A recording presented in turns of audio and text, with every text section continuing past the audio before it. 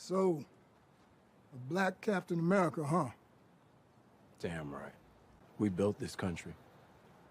Bled for it. I'm not gonna let anybody tell me I can't fight for it.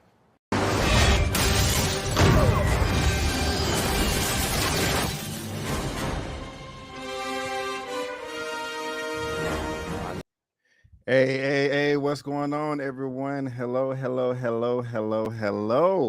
Happy Sunday. Hope you are all doing well out there. In this last day of July 2022, we are now headed into August. So how are you all doing out there? As I was watching Elliot's live earlier, man, this year is flying by. You know, it seemed like yesterday we was in January of this year, just starting things off. Getting away from 2021, and we're in the summer now, but about to get into this fall. And it's just kind of crazy that August is already here. You know, I just had my birthday a couple of weeks ago, and man, I'm gonna be 59 before you know it. But anyway, I hope you guys are doing well. Again, happy Sunday. Thank you so much for being here. As you are coming into the room, please go ahead and give me a thumbs up.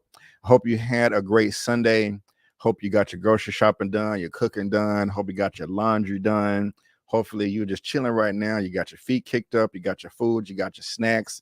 You got everything that you need to have a good show with your boy B. Avery tonight. Hope you had a good weekend too. And just hopefully you are prepared and just well relaxed for the week coming tomorrow. And we already got 89 people in. That's what's up right there. And I just want to go ahead and shout all of you guys out. Starting out with the OG moderator, Miss Zia Latrice. Hello, ma'am. How you doing? Thank you so much for being here. Thumbs up, thumbs up. I love it. Thank you for being here. Also have ER's grandpa in the building. Hi. Here we go with. Yes, we go with. Thank you for being here, ER's grandpa. Boy Versus. Hello, Brandon and everyone. Hello, hello. Joy Rodriguez. Hey, what's going on? Hi, family. What's up? What's up? Mara Sharice in the building. Hey, what's up, y'all? Hey, Mara, how you doing? Thank you for being here. OG moderator. Thumbs up, thumbs up, thumbs up. D Weave in the building. What's good, man? How you doing? Thank you for being here. Johnny Washington, happy Sunday. Just my opinion, fam. Bless up. Right on, right on. Miss Harper is in the building. Hello, hello, hello, ma'am. Another moderator in the building. We got Kim in the building. Hey, what's up, fam? How you doing? Happy Sunday. We got God's Child in the building. Hey, hey, hey, hey, SJ Evans. How are you doing? Shauna's Inspirational Gifts. Hello, everyone. Thank you for being here. Who else do we have in the building? Carol Fraz. Hello from New York City. That's what's up. That's what's up. I love it. I love it. I love it. Mama Avery in the building. Hello, everyone. Hello, Mom. Thank you for being here. Thank you, thank you, thank you. Jasmine W. Hello, everyone from Houston.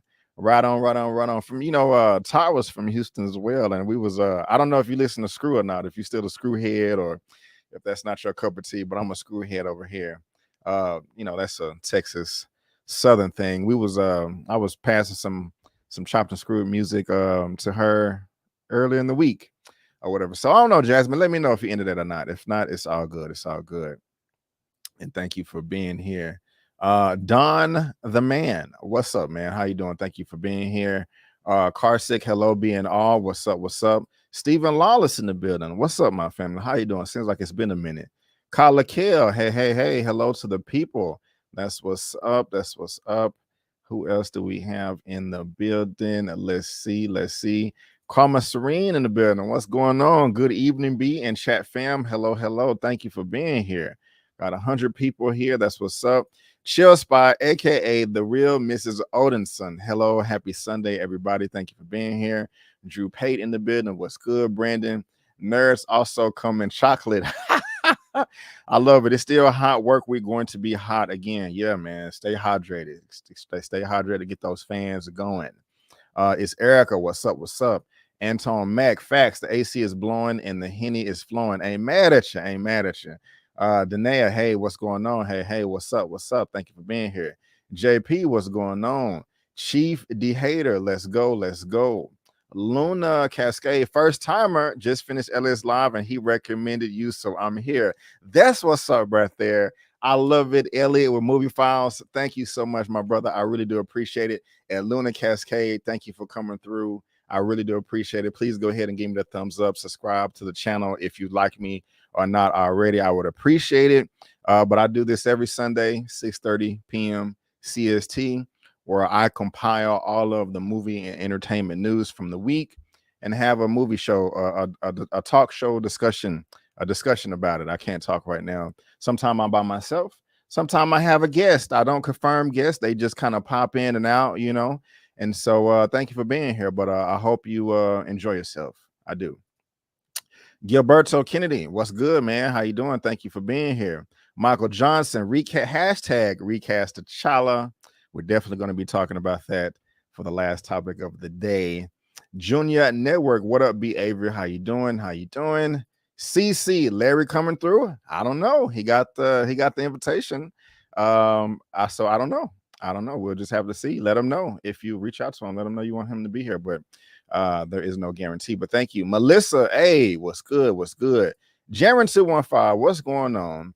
Trini to the bone. Is that what that is? Or Trini 2DB868. What about hiring an actual African actor to be recasted as the new Black Panther? Really doesn't matter to me. It's a fictional character.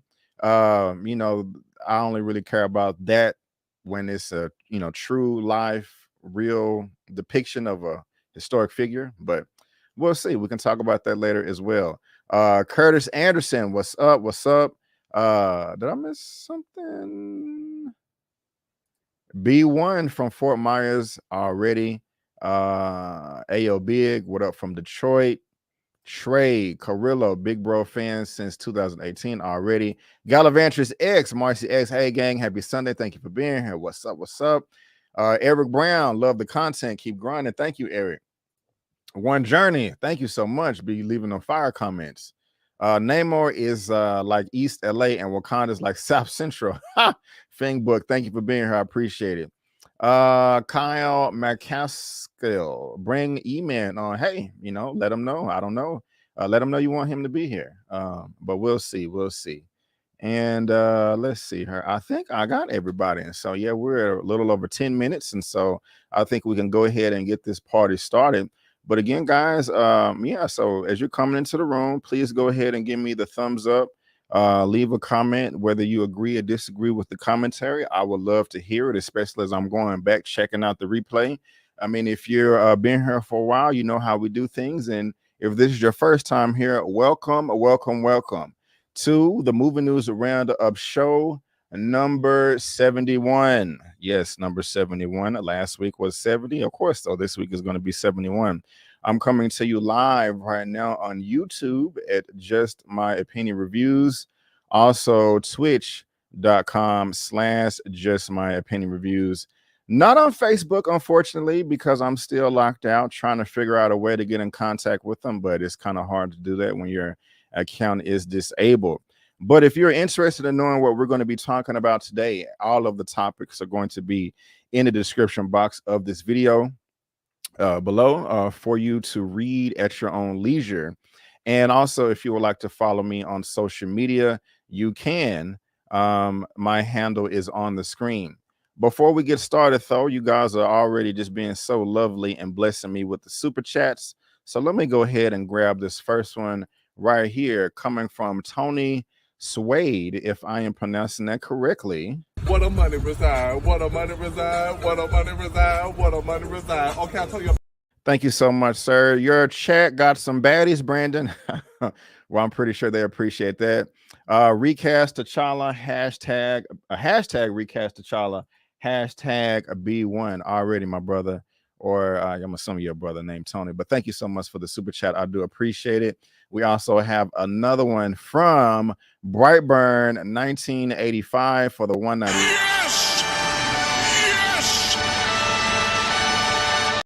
Thank you, Brightburns 1985. You see No Time to Die. It has divided people. If you're speaking about the James Bond film, yes. I did see that film. I did enjoy it a lot. I don't know why it would divide people. Maybe you can let me know in exactly what way. But yeah, it was really good. I did enjoy it. And thank you so much for the super chat. And also, man, Miss Gallivantress X, Miss Marcy X, thank you so much for the $50 Cash App. Please play the Recast Tchalla anthem. I definitely will do that for $50. You guys bear with me 1 second while I go ahead and get that together, because yeah, I mean, Marcy is family, and you know, she dropping love like that. So the least I can do is drop the love back. If I can find it. I thought I had it up. Hold on. Okay, Larry, Eman, Tchalla. Wait a minute now. Hold on, Marcy, I got you. Hold on. That's not it. That's Ron's music. Insanely protect. All right, man. Wait. Nope, that ain't it. Nope.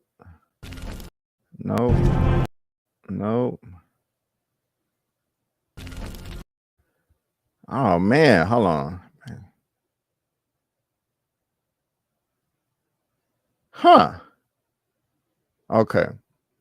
Well, hold on. I'm gonna do you right, Marcia. Hold on 1 second. 1 second.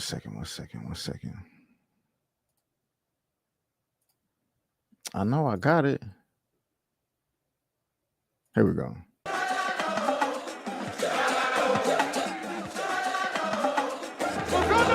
save T'Challa. We need a recast. Chat would agree, and I truly believe that. Stories untold, I pray that we get to unfold. Don't kill him, we don't need to see that. A black man is king, I think that is crucial. If not for the grown-ups, the kids should move you. Representation, let it multiply. Stop telling the stories how legacies die. We can explore the world of Wakanda by addition and not replacement.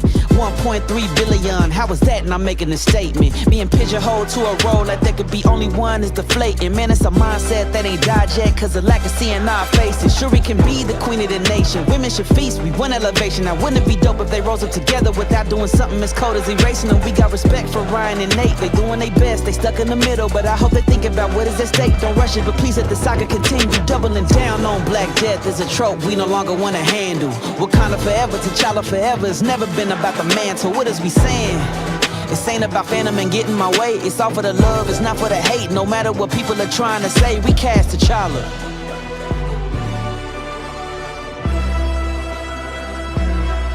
Recast Tchalla.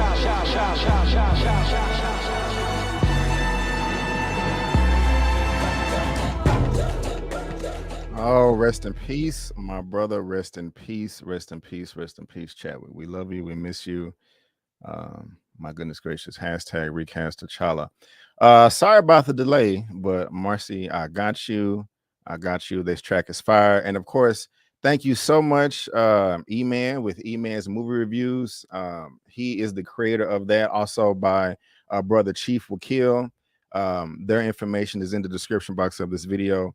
And you can find Eman's as well as also on my channel tab too. And so thank you guys for the super chats and all that good stuff. I really do appreciate it.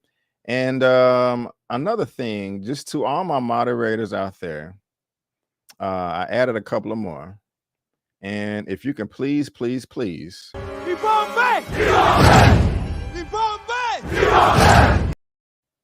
protect the chat as best as you can. Thank you.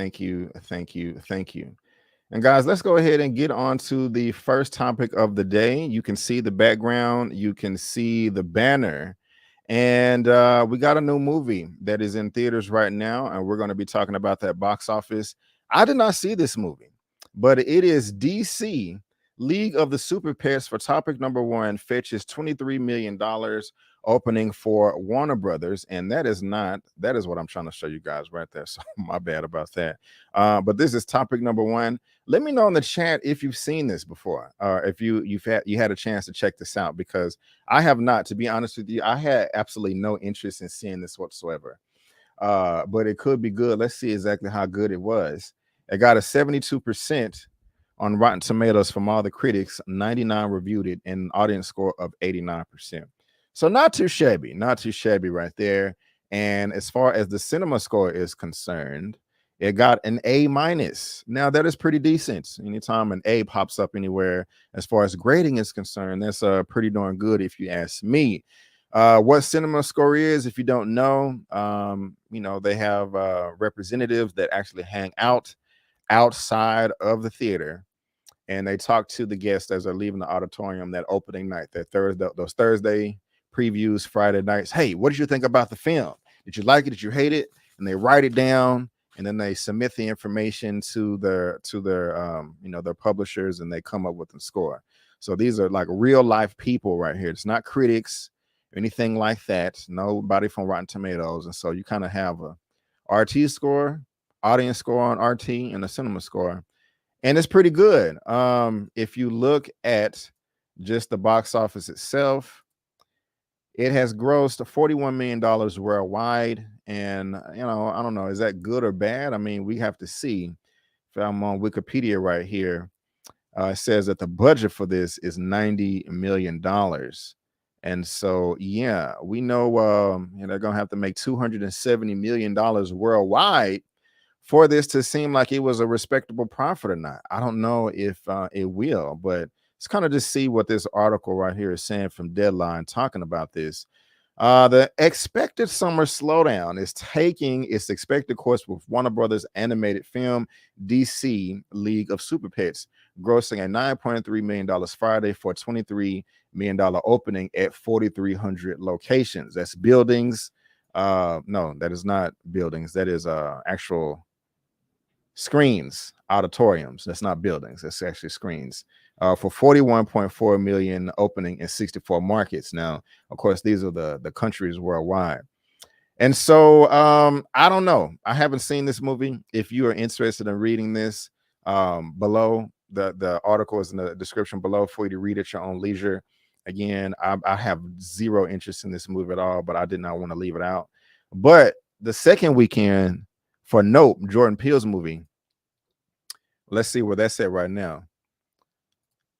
Universal's Nope is having a better than expected second weekend hold of minus 58% at 18.5, taking its 10-day through a total of $80.6 million. Now, it's already blatantly obvious that this film is not going to be as profitable as Jordan Peele's other films, whether that's Us or Get Out. You know, Get Out cost less than $5 million. And that made, profits fist over hand over fist, easy. Us was a $20 million budget, and it made a lot more money as well. Let me see exactly how much Us did make. 1 second here. But my point in getting at is that Nope is not going to be anywhere close to that same amount of profitability. So Us, $20 million, and only they needed to make 60 million worldwide. They made 255. So, man, that's just crazy profits right there. But if you look at Nope, it's at $80 million worldwide right now. Now, it hasn't opened internationally yet, but the budget for Nope was, I believe, $68 million, as you can see right here. And so, yeah, it needs to make at least, 20 million or so, 19, 20 million, 200 million. 190, 200 million for it to be profitable.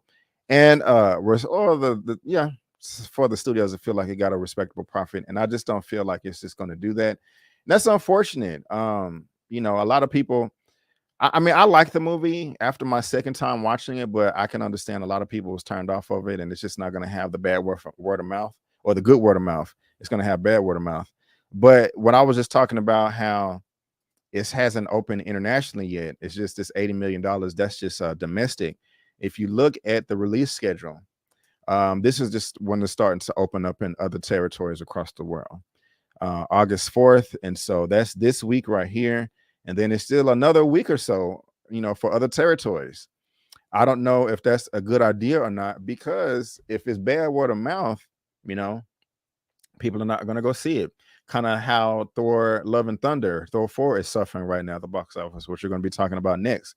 But if people around the world are hearing that, hey, the movie is not that good, the people in the States are saying it sucks, it's confusing, what the hell is going on with this monkey? They're like, we can wait for it, who knows? And so as you guys are watching, let me know also what you think about this release schedule right here worldwide, if that you think it's smart to do that, or if you think they should have did more of a day-and-day thing. And it could be a number of reasons that admittedly I'm not sure right now why this was released this way, but that is going to make a difference. It is going to make a difference.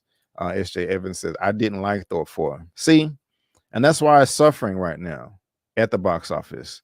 And we can go ahead and start talking about that. Yeah, it's not I always want all Thor movies to win, or not all Thor movies, excuse me, all Marvel movies, all comic book movies. Those are some of my favorite things. But it's number 3 right here. Total 301.5 million worldwide, not worldwide, but domestic.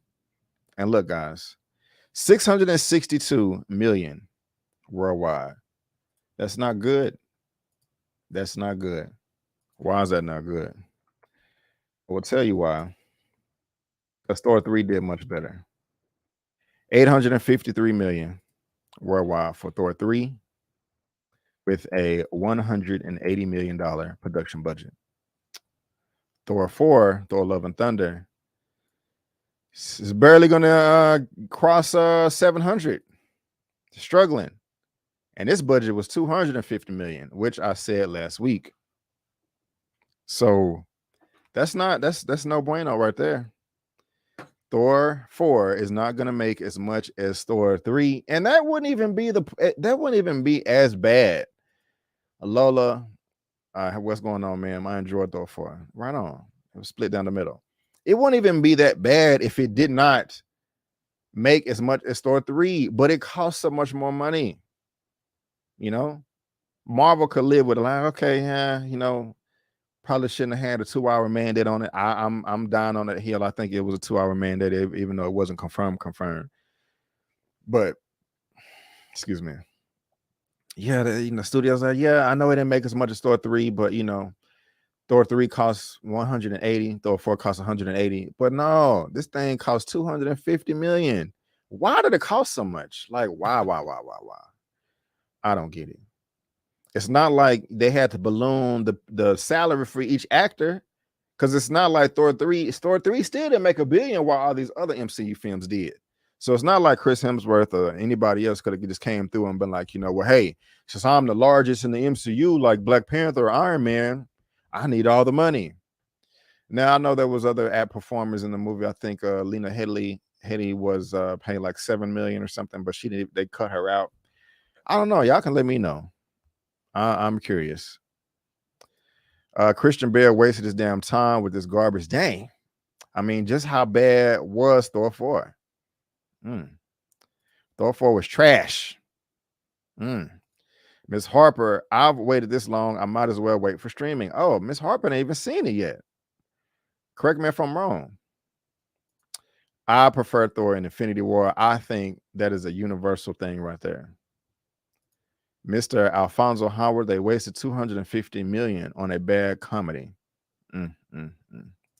I agree with this. Maybe it's Bob Chapek's fault. It seems like Bob Iger did a better job managing Disney and the MCU. That is an infinity percent correct. Infinity%. Man, too much comedy. And thank you. Yeah, you're right. Okay? So yeah, Miss Harper ain't even seen the movie. So people are like, I'm good. They're like, hey, if it's now.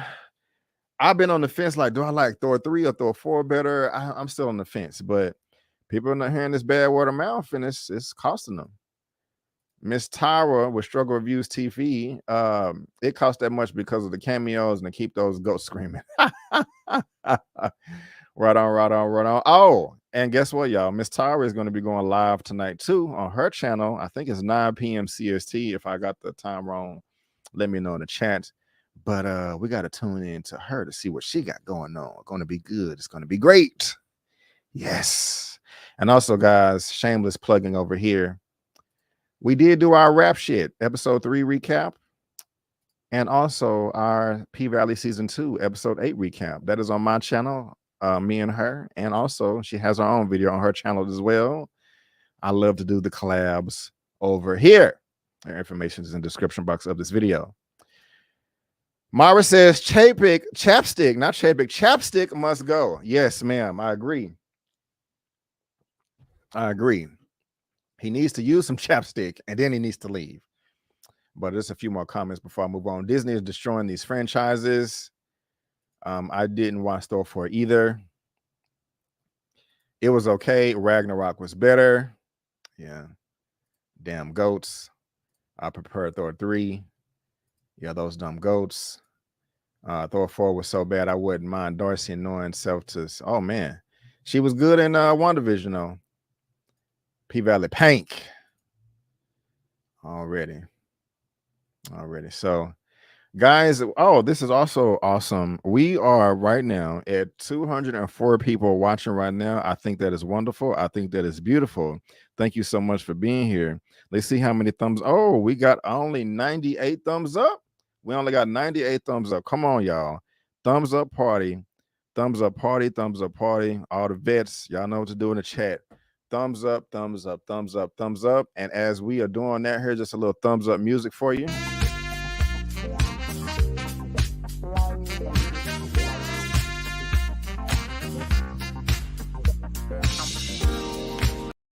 All right. Thank y'all for the thumbs up. I do appreciate it.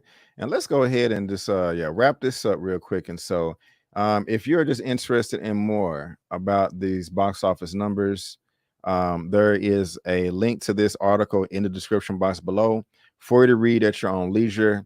DC's League of Super Pets is opening to 23 million. Nope is still doing fairly decent, but we can't come to any conclusions right now. And it looks like Thor: Love and Thunder is struggling at the box office. But hey, you know, I'm still rooting for Thor. Hopefully, Bob Chapek won't pull a non-smart move and pull it out of the theaters too fast, because that's what I feel like he did with Doctor Strange in the Multiverse of Madness.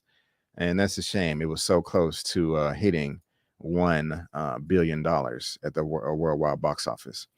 But guys, let's go ahead and again, thank you for the thumbs up. But as we have 204 people watching right now, let's go ahead and move on to topic number 2. And I'm actually looking forward to this because I did see the movie in theaters back in 2006 when it came out. And now it looks like it is going to streaming. Topic number 2 coming from Deadline. Eragon live action TV series adaptation in works at Disney Plus. Yes, and like I said, I'm real happy about this. And if you're watching this via live or on the replay, guys, there is a link down to this article in the description box below for you to read at your own leisure. And my goodness gracious, I forgot something, y'all. My bad. Y'all didn't remind me. Y'all gotta remind me to put the call out. Y'all gotta remind me to put the call out. Hold on, let's do this real quick. Okay. If I'm gonna do this, I'll need my news team at my side.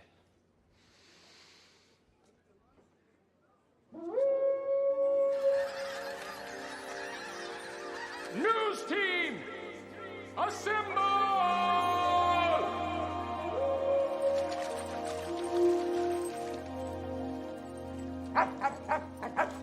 News team, assemble! Well, there you go. There you go, guys. Okay.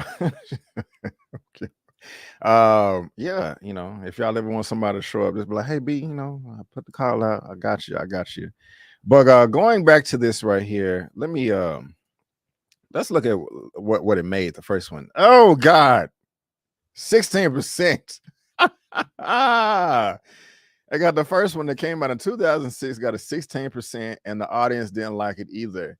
Guys, I enjoyed it. I only seen it one time. I saw it in theaters, and I remember when I saw it, I was like, you know, hey, it wasn't that bad. It wasn't that bad. Excuse me. So I enjoyed it. Did it make money? Yeah. I want to say yes. It's not 3 times. A lot of people say 2.5 times the budget. I like to say 3 times just to be safe, but it had $100 million budget, and it made 250 worldwide. And so it was received poorly, but you know, it at least I think it did all right at the box office. But this right here from Deadline: Disney Plus is developing a live action television series adaptation of Eragon based on Christopher Paolini's popular young adult book series, The Inheritance Cycle. Eragon is the first book of the series. Paolini will co-write the series and executive produce with Bert Salkey, executive producing via his collab 21 banner as part of his deal with the Disney Television Studios. 20th Television is the studio, excuse me. In this series adaptation, a teenage boy becomes magically joined with a newly hatched dragon. Together, they must learn what it means to be dragon and rider as they fight in the resistance against a tyrannical king. Now, come on, y'all. In the time of Lord of the Rings and the Rings of Power and House of Dragons and Game of Thrones, this seemed like it'll be pretty cool. You know, I'm looking forward to it. I missed the Eragon wave. Yeah. What's going on, Miss Strictly Starlight? I'm sure I watched Eragon. It's forgettable, I guess. I can't remember. Hey, well, I remember it. And I liked it. S.J. Evans says the books were better. Raya and the Last Dragon was good. Yes, it was. I did enjoy Raya and the Last Dragon. I did. Don't know what Eragon is. Well, check it out. You may like it. I did. I enjoyed it. But let's see here. Yeah, the books were better. I'm gonna keep going. This has been a long time coming, said Poloni in a blog post. I can't tell you how many conversations, meetings, and messages were needed in order to reach this point, and we're still just at the beginning. However, none of this would have been possible without everyone who had read the books, supported the tweet storms, and participated in the fandom over the years. So huge thank you from me to every Alleghenian out there. You brought the thunder. It's thrilling to be working with Christopher on a Disney Plus adaptation of Eragon, like with Percy Jackson. 20th and D Plus are providing a chance for us to translate these stories to film in the way their millions of fans deserve, says Salki. We're incredibly excited to find the showrunner / partner who will help us bring the Eragon story to screens around the world. And so, yeah, I'm down, man. I'm down. Eragon was the 3rd best-selling children's book of 2003, best second selling of 2005, placed New York Times Children's Books bestseller for 121 weeks adaptation feature film, same name, in 2006. And so that's pretty much it, guys. If y'all want to read the whole thing, every word, it is in the description box of this video. But it mentioned children's books. I don't even remember it being about, I mean, I was a young adult during that time, and I enjoyed it. I was in my 20s back then, and I had a good time. So y'all continue to let me know what y'all think about this. If you're excited about it, if you have a Disney Plus show, if you have a Disney Plus subscription, will you be checking this out when it drops? And even if you don't, do you love Eragon? Like, oh my God, I don't have a Disney Plus subscription, but now that Eragon is going to be on top of that, oh yeah, I'm gonna get me a subscription now because I love Eragon. The books were great. I love the movie, or I don't know. You guys let me know. What you think down below in the comment section below, because I'm super duper curious. What's up, Lisa Star? Eragon equals Star Wars with dragons. Interesting. I don't know if I would go that far. I don't remember enough to say that, but hey, if that's the case, that's awesome. That is amazing. Let's see here. Eragon Soldier Boy voice. Rutu says he's not interested. Okay. Well, y'all let me know. Is that the one with Rachel Weisz as the voice of the dragon? I don't know. I can check real quick. Eragon. I am.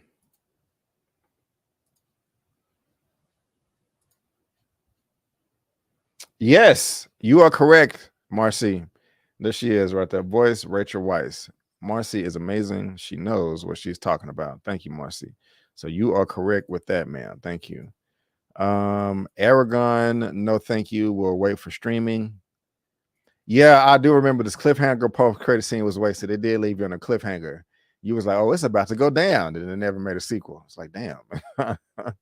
So yeah, that's interesting right there, guys. So y'all let me know what y'all think below in the comment section, whether you're watching this via live or on the replay, if you are excited for this Eragon movie. And before we move on, I have a couple of super chats. We got Black 2 for the $4.99. What a money reside, what a money reside, what a money reside, what a money reside. Okay, I'll tell you before you. I believe the new Black Panther is Curtis Bannister. He's listed in the cast, but his character does not show. Who is Curtis Bannister? And thank you so much for the super chat. I do appreciate it. Curtis. Oh, okay. I see what you're saying here. This gentleman right here. We will see. I don't know, Black Tube. We will see. But thank you so much for the super chat. I do appreciate it. Also have Lawrence RBE $10.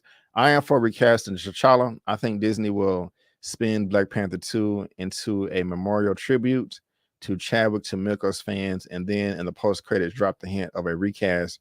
Regardless, get the Kleenex ready. Well, thank you for the super chat. Yes!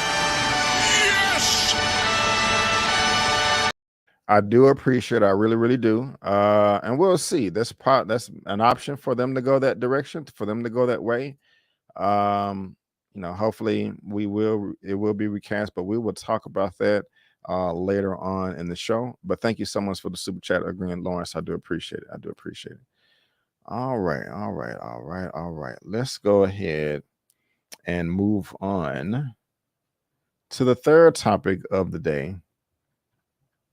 And again, if you're watching that via live on the replay, everything is in the description box of this video. Now, yo, this is interesting to me right here. Excuse me. This man came out of retirement. He was like, I want to keep working and be a consultant. Now, once upon a time, Kevin Feige, the person that is in charge of Marvel right now, had to report to Ike Perlmutter. And he got sick of it. He was like, phase 2 of the MCU sucks. I don't want to do this no more. So he threatened to quit. But before he did that, he went to this man right here, Mr. Alan Horn. And who is Mr. Alan Horn? Do I not have an image of him? I thought I did. Hold on. 1 second. Here we go. This man right here, Mr. Alan Horn, he went to him and was like, look, man, I'm sick. I'm tired of this Ike Perlmutter. I don't want to deal with him no more. He messing up my Marvel movies. Alan Horn is the leader over the entire film division over at Disney. He's over all the Marvel films. He's over all the Star Wars films. He's over all the Pixar films. He's over all the classic Disney films. The only man this dude had to report to was Bob Iger at the time. Well, as y'all know, Bob Iger and this gentleman right here, they retired. They quit and said, we're done. However, Warner Brothers Discovery is under new management right now with Zach Zaslav. He's the new CEO over there. Discovery bought Warner Brothers, and hey, they're trying to get that film to get division together too. So who did that call on out of retirement? Your boy, Mr. Alan Horn. Hire him on as a consultant. Like, hey man, we know you was doing great things over there at Disney. Why don't you come on over here at Warner Brothers Discovery? I'm trying to change some things up. We think we can use your expertise. Which brings us to topic number 3, coming from Variety. Alan Horn joins Warner Brothers Discovery in consultant role. This is what's up right here, y'all. If you don't know the significance of this, it's already good that Warner Brothers is under new management, but then you bring in Alan Horn over here too. The DCEU could be badass again, or badass now, because I said again, like it can be it could potentially be Marvel. Change that background right there. I'm excited about this. Disney's former chief creative officer, Alan Horn, is joining Warner Brothers Discovery. Horn, who retired from Disney in 2021, last year, after a decade at the studio, has now been hired in a consultant role to help the company's newly appointed CEO, David Zaslav, in navigating the film business. He will star on August 1st. That's tomorrow. The formal announcement comes after reports that Horn had been in discussions with Warner Brothers Discovery executives and has been seen on the lot having meetings with top decision makers. I am thrilled to share with you that Alan Horn, one of the most respected studio executives in the industry, has agreed to assist me in a consultant role during this transition period, starting tomorrow, August 1st. No one knows the business better than Alan does. That's pretty much true. He has an extraordinary career spanning nearly half a century, Zaslav said in a staff memo. Most recently, he served as chairman and later co-chairman and chief creative officer of the Walt Disney Studios, where for a period of nearly 10 years, he oversaw the production of all motion pictures and the integration of Lucasfilm and Fox Film Studios, as well as the expansion into producing content for Disney streaming services. So again, y'all, if you're watching this via live on the replay, there's a link to this in the description box of this video. But he left Disney as well as Bob Iger, and that's why Disney is sucking right now as far as the MCU Phase 4 and Disney Plus and people suing Disney, Black Widow, and all that. Because because Chapek, as Marvel says, Chapstick don't know what he's doing, and this gentleman right here left, and he is over at Warner Brothers now, y'all. Warner Brothers Discovery. Look at this. Horn is very well respected and seen as one of the most honest and upstanding executives in the business. The appointment is a homecoming of sorts for Horn, who was forced out as president. Oh, y'all made a mistake. And chief operating officer of Warner Brothers back in 2013. Then that's when he went to Disney and wrecked shop. Horn oversaw the Harry Potter franchise and Christopher Nolan's Dark Knight trilogy. He was lured out of retirement and enjoyed a second act at Disney, where he cultivated relationships at Marvel, Lucasfilm, Pixar to great success. So the last 10 years at Disney is because of him. During the 9 years, the studio dominated the box office with ease, set numerous records for the process in that time. 20 films, including the behemoths like Star Wars, The Force Awakens, Avengers Endgame, Black Panther, crossed the $1 billion mark. He was an Infinity War Endgame. He was responsible for all of that. Despite Horn, he basically was like, hey, Kevin, do what you want to do. Star Wars, well, you know, even though Star Wars made money, the films wasn't that great. That's more Kathleen Kennedy. But at least he gave them control, you know. I can say that much. Despite Horn's track record, however, some Warner Brothers Discovery insiders have voiced concern that Zaslav is spending money on high-priced consultants at a time in which the company is undergoing cost-cutting efforts and extensive layoffs. Former MGM film leaders Michael DeLuca and Pamela Abdi were recently named co-chairperson and CEO of Warner Brothers Motion Picture Group, taking over duties from Toby Emmerich. Dun, dun, dun. In Zavlin's memo, he said he's already learned a ton about the film industry from spending time with Horn. Over the past 6 months, I have been fortunate to spend time with Alan. He has been generous and hugely helpful to me, and I've learned a ton about the business from our conversations. He said, I could not be more excited to be able to continue to tap into his thinking, expertise, and stellar instincts as we transition our film business and own our motion picture strategy for the future. And I know Mike and Pam are equally excited to have Alan's ear and to be able to benefit from his wealth of experience gained from such an illustrious track record. Y'all, look at that. Again, if you want to read this whole thing, the article is in the description box of this video for you to read at your own leisure.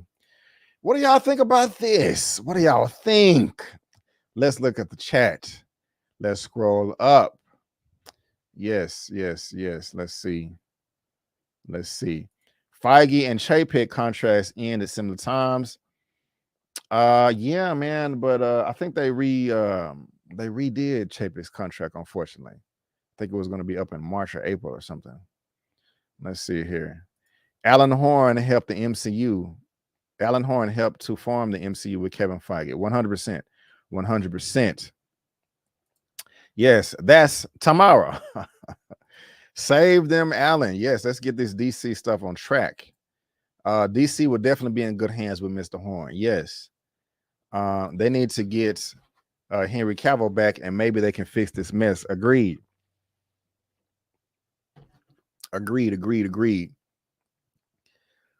Because chapstick is a biatch. Yes. Gotta love those comments from Mara.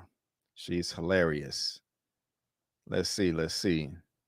Lure him out with that coin. Yes, they did. This dude is over 70 years old. Let him retire. No, let him fix some stuff. It's all tall tasks, but Alan might be able to do what DC needs. Agree. The DCU would do better if it was entirely animated. No, not entirely animated. That is where DC Warner Brothers strengths lie. Just rebooted, animated. No. That's an awful. But what is going on? The whole thing? If you would have said half, but no, not this. There's no more live action, all animated. No. But thank you for the comment. I appreciate it. Disney is in trouble. They're going to be at direct rivals with DCEU. Right on. True. To build what Marvel did, they need years to get it right. How do we know by that time they will do that? People will still be wanting that. I think it'll be okay. I think it'll be all right. Justice League 2, hopefully. Let's see here. Is that it? We need a Hulk film that can bring back the rage and seriousness of his storyline. Yep, we do. We definitely do. Hopefully, She-Hulk show can get that going. Hopefully. So let me just make sure I'm not missing any good relevant comments. Yep, Alan Horn is the GOAT. Let's see here. Let's see here. Okay, Alan Horn is the GOAT. Oh, y'all still talking about Thor's garbage. The sword of Zaslav swings both ways. It does. Tired of executive producers being in all the videos. Let's see here. All right, well, looks like that is all the comments right here for this one. But again, guys, if you're watching this via live or in the replay, there is a link down to this in the description box below for you to read at your own leisure. All right, guys, well, let's go ahead and move on to topic number 4. Topic number 4 right here. And we all know what happened with this right here. About 3 months ago, one of the biggest stars in Hollywood ever made a mistake. Talking about that Will Smith. He got in his feelings. He was a bit emotional. I don't blame the brother. I mean, we all are human beings. But he had the nerve to go up and slap Chris Rock in the face. Bam! Live at the Oscars. Everybody was like, what is going on, man? Is this a joke? Is this a skit? Is the sky falling? Out of all people, Will, what are you doing? What are you doing? I was curious too. I was curious too. Everybody was wondering if he's gonna, apologize, what's gonna happen, all that good stuff. But he made an apology on Instagram. And a lot of people kind of felt the way about that. But he finally made an apology to Chris Rock and to his family for the 4th topic of the day. And this is coming from people.com. Will Smith apologizes to Chris Rock in new video. I'm here whenever you're ready to talk. My behavior was unacceptable, and I'm here whenever you're ready to talk. Will Smith tells Chris Rock in a new video posted this past Friday. Will Smith is addressing Chris Rock on camera for the first time since slapping the comedian on stage at the 2022 Academy Awards. 4 months ago, and after Will 53 took the stage at the Oscars and smacked Rock across the face, he shared a video to YouTube, Instagram, and Facebook on Friday in which he apologized to Rock again and tells him, I'm here whenever you're ready to talk. Now, if you're watching this via live on the replay, again, there's a link to this in the description box for you to read at your own leisure. You guys let me know what you think about this. But let's go ahead and just take a quick little check out of what Will Smith had to say. Why didn't you apologize to Chris in your acceptance speech? One in the chat if you can hear. I was fogged out by that point. It's all fuzzy. I've reached out to Chris, and the message that came back is that he's not ready to talk, and when he is, he will reach out. So I will say to you, Chris, I apologize to you. My behavior was unacceptable, and I'm here whenever you're ready to talk. Yeah, he's here whenever you're ready to talk. Now, I want to know from you guys, some of you are tired of this topic and sick of hearing about it, and that's fine. You don't need to leave a comment, but if you still want to talk about it, what do you think about this? Do you think this is a genuine apology? Do you like the way he handled it? You think it should have been settled in private? Let me know. Let me know what you think. I'm very, very curious to know. Sometimes you just got to slap folks. And let me know if my voice is still breaking up, because I see somebody said that. Let's see here. I want someone to love me as hard as Will Smith slapped Chris Rock.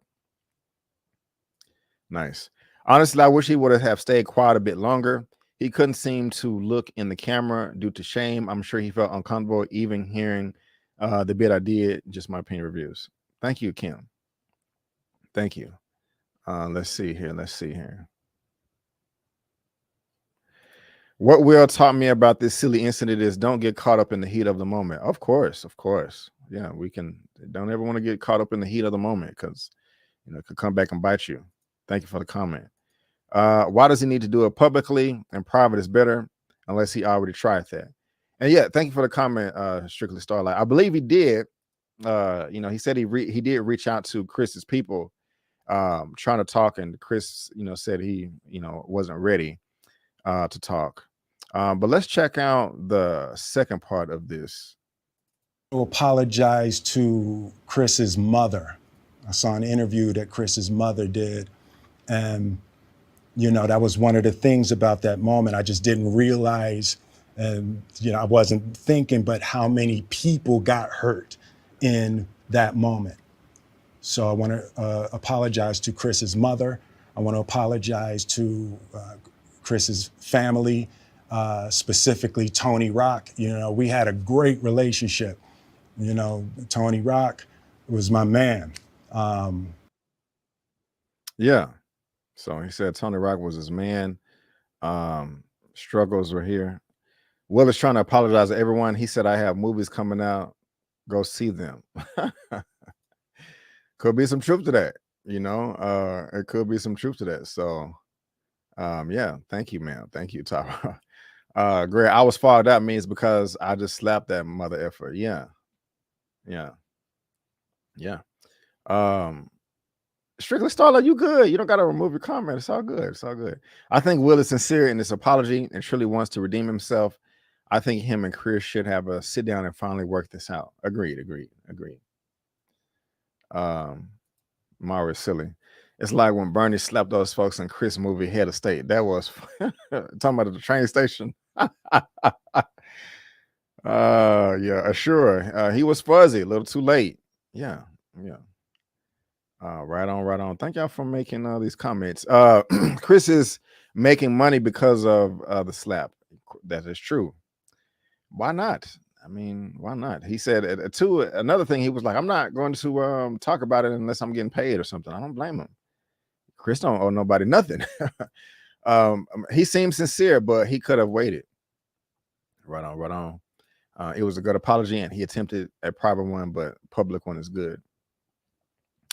Yeah, let's keep on. So am I wrong for being excited now for the I Am Legend sequel? No, Lola, you're not wrong. You're not wrong at all. You are not wrong at all, man. But let me look at this one right here too.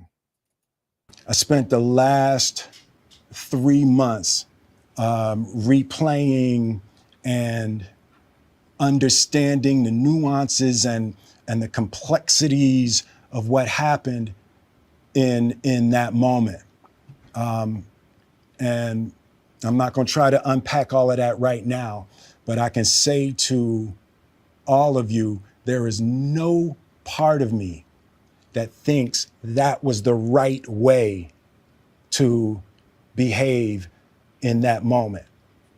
There's no part of me that thinks that's the optimal way to handle a feeling of disrespect or insults.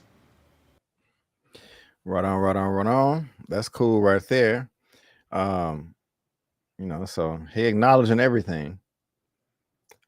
He's lucky Chris didn't sue him. I would have reached out to Chris and only came out public when Chris is ready to go live with it. Now it comes out as I am ready and Chris not. Maybe. Not gonna say you're wrong. I appreciate the comment.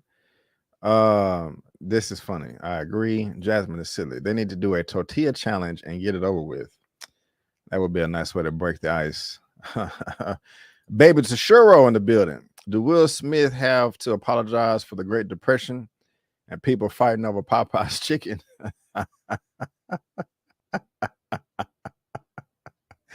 I hope not, Baby Tashiro. I hope not. But thank you so much for the super chat. I appreciate it. Not the super. I'm tripping for the comment. Thank you.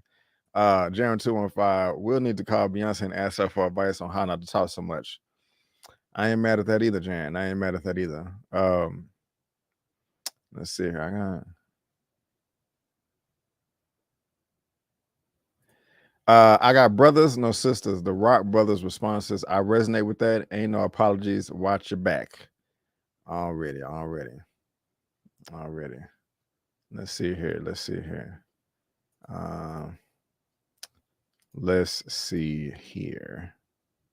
After Jada rolled her eyes, did she tell you to do something? No. It's like, you know, I made a choice on my own, from my own experiences, from my history with Chris. Jada had nothing to do with it.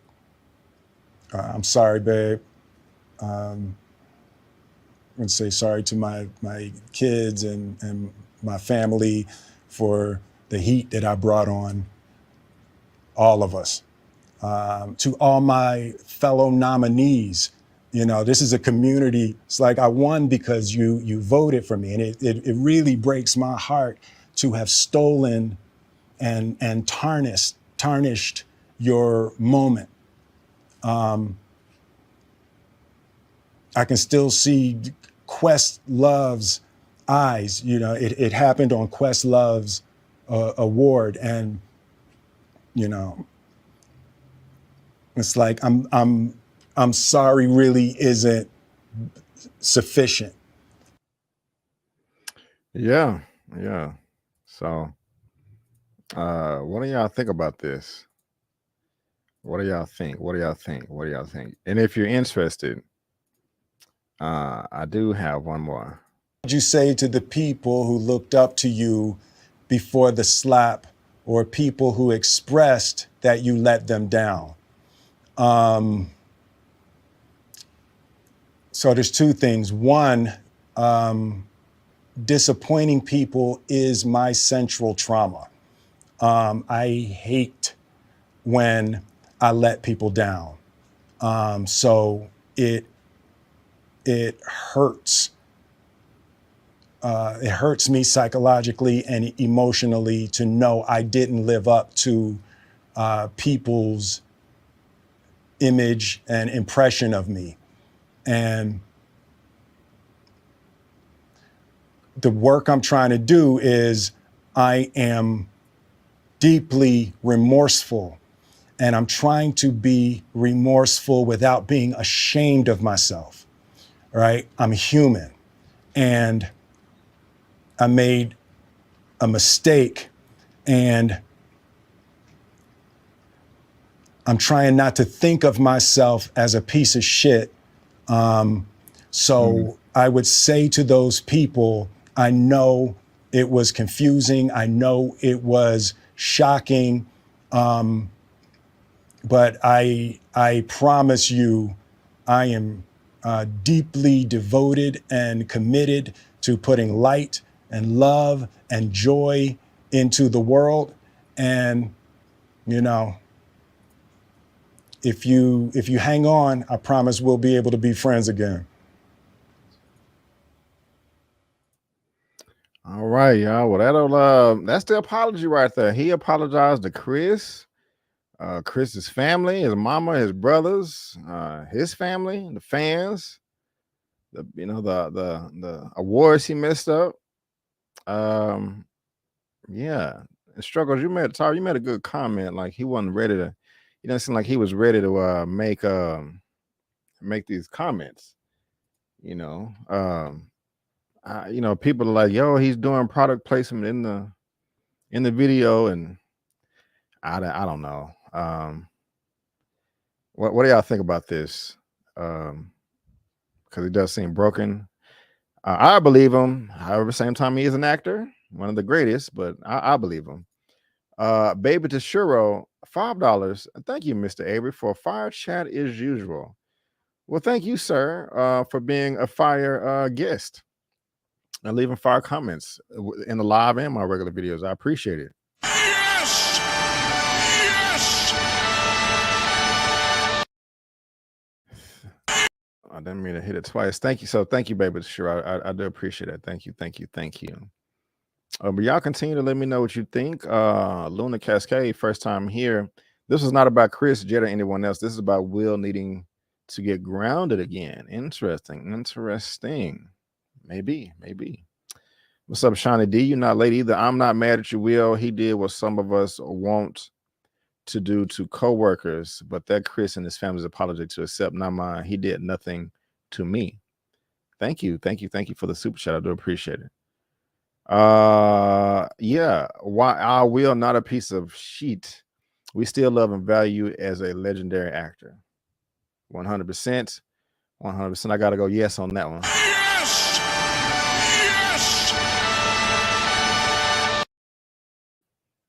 Right on. Thank you, Tyra. I do appreciate it.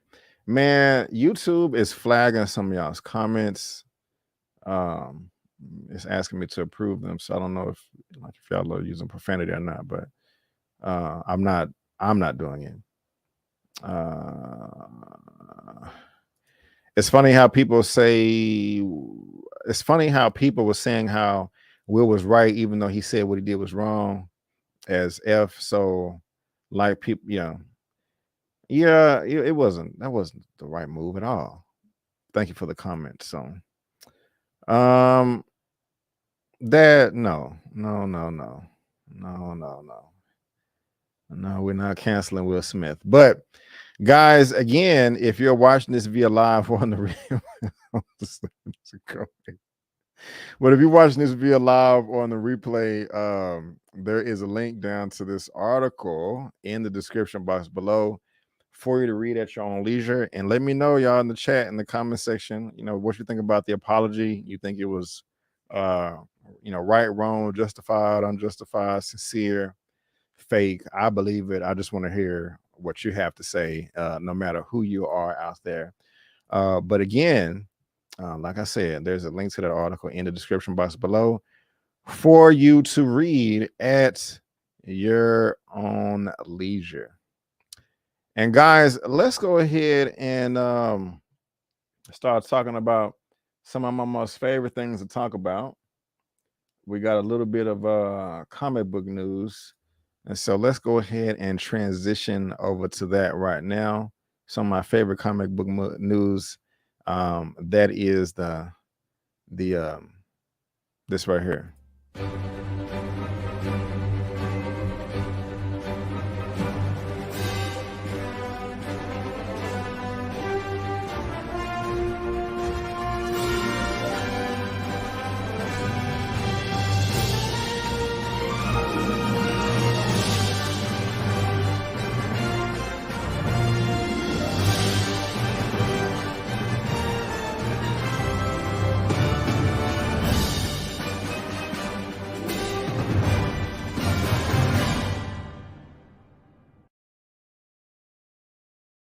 Yes. Y'all know how I do it over here, all extra with the videos and stuff like that. You know how I do it. I love my comic book stuff. And so, yes, like Joy Rodriguez said, go ahead and get your popcorn ready because I'm ready. Finally, a worthy opponent. Our battle will be legendary. Well. Seems like it's perfect timing. Seems like some people out there heard the call. Y'all know what that means. Come into the stage. You call. I'm going to clean you out again. Welcome. I'm Lando Calrissian. I'm the administrator of this facility. Wookiees stand out in the crowd. It's good to see you too, old buddy. We had each other. Hold on, Chewie.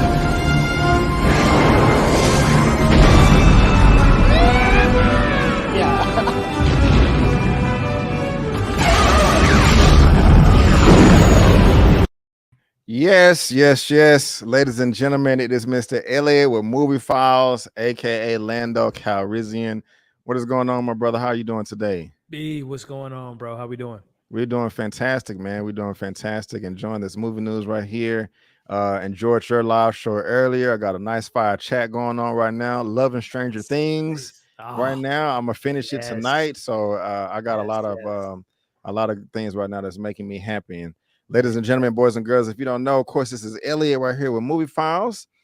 His information is in the description of this video. You can follow him on social media. His handle is on the screen, and he is on my channel tab as well, man. And so, Elliot, again, thank you for being here. You know, you pop up at the perfect time, man, for us to get into this comic book news, man. Because I'm ready to get into it, talk some of this Fantastic Four. You ready, sir? Let's do it. I think this is the what is this? The 5th topic of the day right here, coming from Collider.com. It says that Fantastic Four won't be an origin story. Kevin Feige reveals. I don't know how I feel about that, but I will let you know that if you're watching this via live on the replay, there is a link to this in the description box below for you to read at your own leisure. The studio plans to take a different approach to introduce the characters. Oh no. For his upcoming Fantastic Four movie, Marvel won't be going with an origin story. Studio head Kevin Feige has revealed. In an interview with THR, the Hollywood Reporter, Feige discussed the studio's plans to take a different approach to bringing the superhero team into the Marvel Cinematic Universe. A lot of people know this origin. A lot of people know the basics. How do we take that and bring something that they've never seen before? We've set a very high bar for ourselves with bringing that to the screen. Elliot, I think this is a big mistake. Do you? I don't know why Kevin Feige would take this approach. I think that he's cutting himself at the knees as far as making money and whatnot. I mean, you know, if you can make 4 movies instead of 3, you know, why not? That's just an extra $1 billion potentially at the box office. And so with you taking away an origin story, I just don't think that's a good idea. And for him to say a lot of people know this origin story, yeah, a lot of comic book fans, sure, you know, but I don't know if the general public, I mean, I'm not, the general public isn't idiots. They'll be able to catch on. Right. But I just think that, you know, an origin story is just the right way to go. Am I wrong, or how you feeling about this, man? You know, it's an interesting prospect because, to your point, but yeah, I mean, they're Marvel's first family, but a lot of the times, you know, we live in this zeitgeist, in this circle where we are familiar with characters. A lot of people in chat are familiar with the comic books and all that stuff. But to your point, B, a lot of the average people aren't too familiar with some of these comic book characters, even though, you know, again, Marvel's first family, one of the biggest, you know, characters amongst the Marvel, not even the MCU, I'm just talking about just Marvel in general. But, you know, I think Kevin might be onto something. B, I might have to disagree with you a little bit because their origins, it's not that, like, it's not all that like groundbreaking to me. It's scientists who go into space, who get lost in space, who come back with superpowers. It's pretty, you know, and again, you can have exposition. I believe we're going to see Fantastic Four before we even get their film, you know, in 2024, I believe it was, or 2025, I'm not mistaken. Yeah, man, I wouldn't be surprised if we see them pop up in, you know, Quantumanium. Don't be, you know, Kang appeared in Loki season 1. Kang might, or the Fantastic Four might make an appearance in Loki's show. We might actually see their origins or their, remember, they're dealing with the TVA and time travel. Maybe what Loki's show had something to do with the Fantastic Four and erasing them from the timeline or something like that. So I'm firmly sure that we're going to get more Fantastic Four before we even get their film, to maybe not necessarily focus on their origins, but give you some little tidbits, you know, something in the background. We all assume and speculated that WandaVision and Monica Rambeau, when they were talking about with her and Hayward saying that there were some astronauts lost in space, a lot of us got to speculate, or are they referring to the Fantastic Four? So I think there's a way to sprinkle in origins without just like dedicating a film into their, you know, into a movie, and just, you know, sprinkling in throughout the franchise leading up to their film. And by the time we get to 2024, 2025, we're just hitting the ground running, man, and jumping right into this whole origins of Dr. Doom and Galactus and all these characters that come with the Fantastic Four. So I think I'm okay with not necessarily getting a solo origin story for the Fantastic Four. Okay. I got you. Well said. As you can see, it's coming out November 2024. That's over 2 years from now. Right. And so, like you said, that is a lot of time. You know, 2.5 years, 2.5 years, a lot of time, you know, to prep for that. And they could pop up in other shows, like you said. I don't necessarily. We already saw Reed Richards in you know, Doctor Strange. So that's one little inkling there. And I think we're gonna get some other characters popping up in some TV shows as well as movies, man. So what would you prefer though, man? If it was up to you, or if they put a gun on your head that was like you can only pick one. They're coming at you're Alan Horn, or he's not there now, but you get what I'm trying to say. Right. You're the boss. Kevin Feige. Hey, what? Yeah. What are we doing? Are we gonna do an origin film or a non-origin film? What would you do? I'm doing non-origin, man. I think a non-origin film. Oh, I don't think we need to go back, and again, Tim Story did it in the early 2000s. We got it in 2015. You can watch that film. There are countless amount of comic books and animated shows and series that you can, again, it's not like the most integral storyline to how they came about their power. So I don't think it really warrants an hour and a half of origins and then the last half hour is a battle. I don't think we need that again. I think it's great. We got it with Spider-Man. We jump right into his story. Of course, his story is a little bit more, maybe more known than other characters, but I'm good without an origin story, bro. I'm good at this point. And plus, too, we know Marvel, even if it was an origin story, they can remix it. At this point, they're making, not necessarily making their own stories, but they're not sticking to the script per se. So I feel like they're gonna be able to give us enough information prior to their movies to make it understandable from when we see them on the big screen in a couple of years. Okay. Well, hey, hey, you're making a good argument, man. Maybe we'll get some information. Well, most likely we are. And was it September? Is D23? Yeah. Man. So cast, director, the whole nine, bro. I'm like big things. Yeah, we're gonna get a cast, director, all of that. I think all of these dates right here are gonna be filled. I think so too, B. Yeah, that fall 2024. We got two of those. Winter. Yeah. This is 1, 2, 3, 4, 5, 6, 7, 8 slots are empty. That back end of 2024 is like packed. Just 3, 4 and I think some of those are TV shows, but man, they ain't slowing down anytime soon. And I'm pretty sure that this is like, I mean, there's more dates. They're not just, it's probably 12 slots, you know what I'm saying? Yeah, I still firmly believe that Kang Dynasty and Secret Wars will be more than a 6-month gap. I do think they're going to push the Secret Wars back a year. That would be great. That would be great. I mean, just make it good. Let me. I can't talk. Just make it good.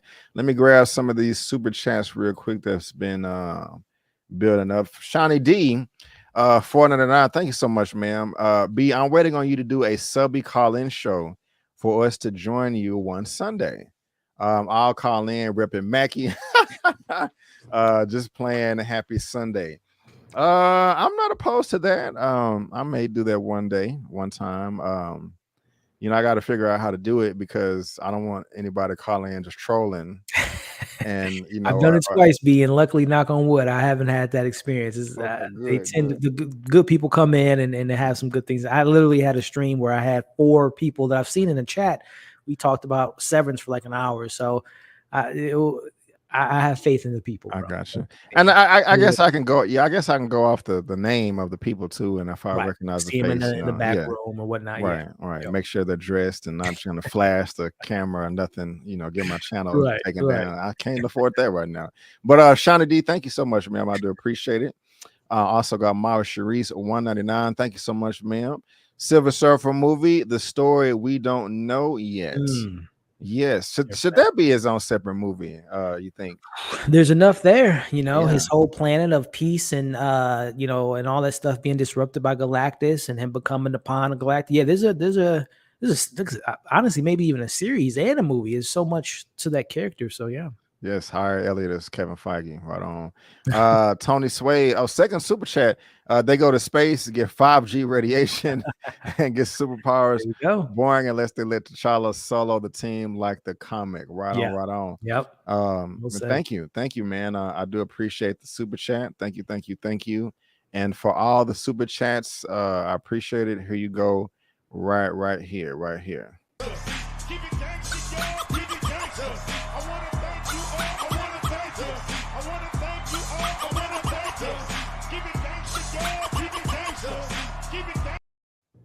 I appreciate that, guys. And again, if you're watching this via live on the replay, there's a link down to this in the description box below for you to read at your own leisure.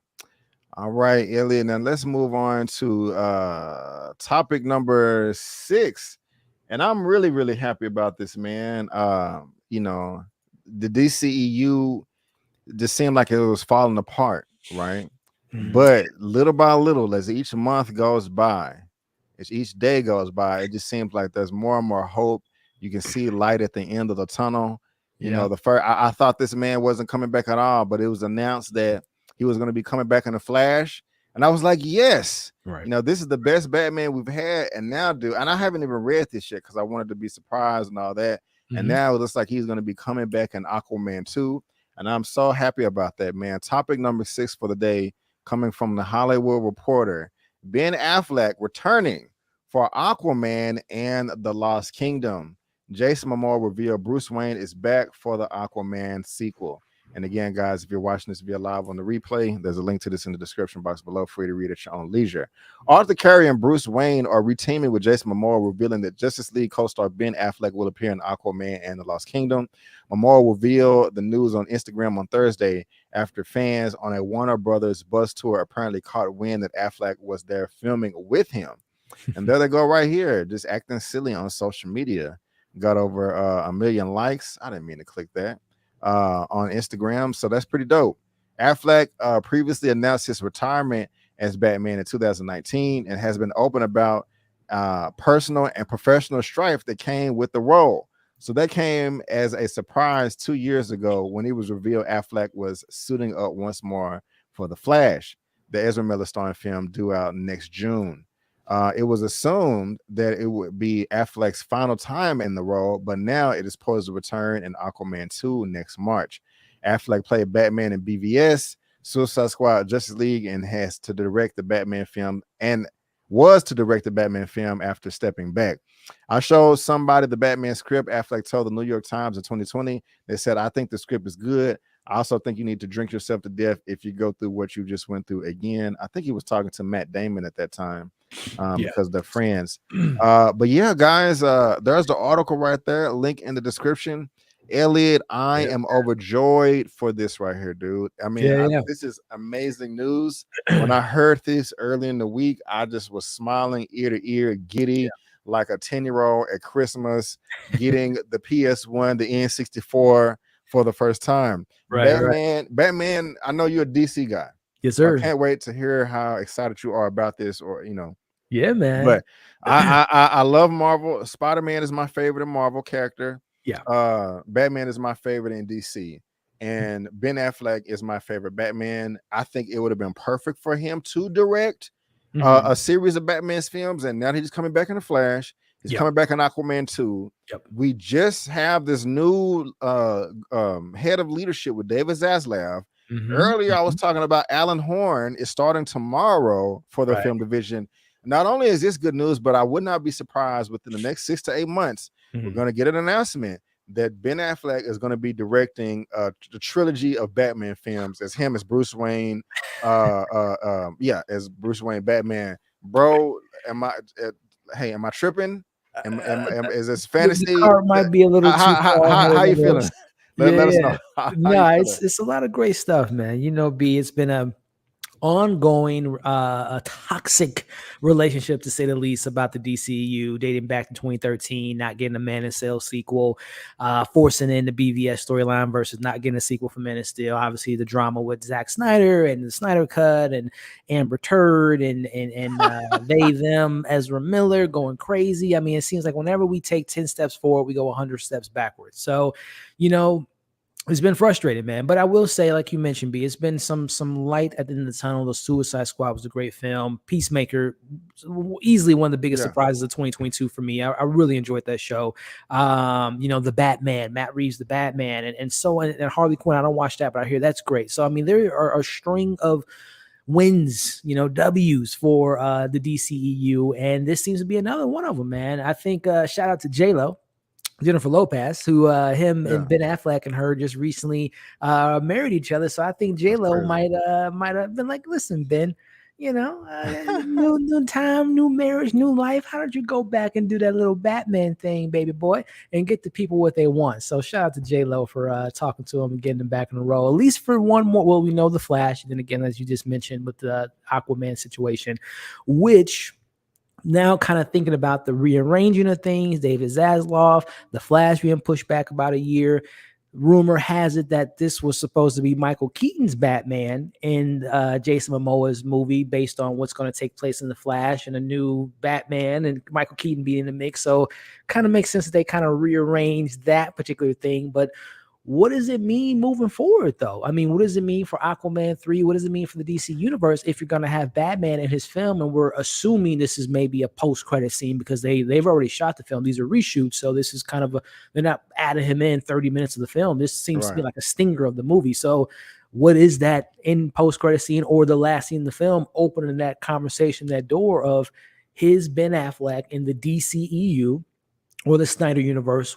Again, to your point, B, is there more roles, more room for Ben Affleck in this role? And by all accounts, he's, as you read in an article, he was done with the character because of all the going through a divorce and alcoholism and just the negative response to the films and obviously everything going on with Zack Snyder. He was done with the character, reasonably so. But like I said, he got a smile on. He's back in shape. Just got married to his ex.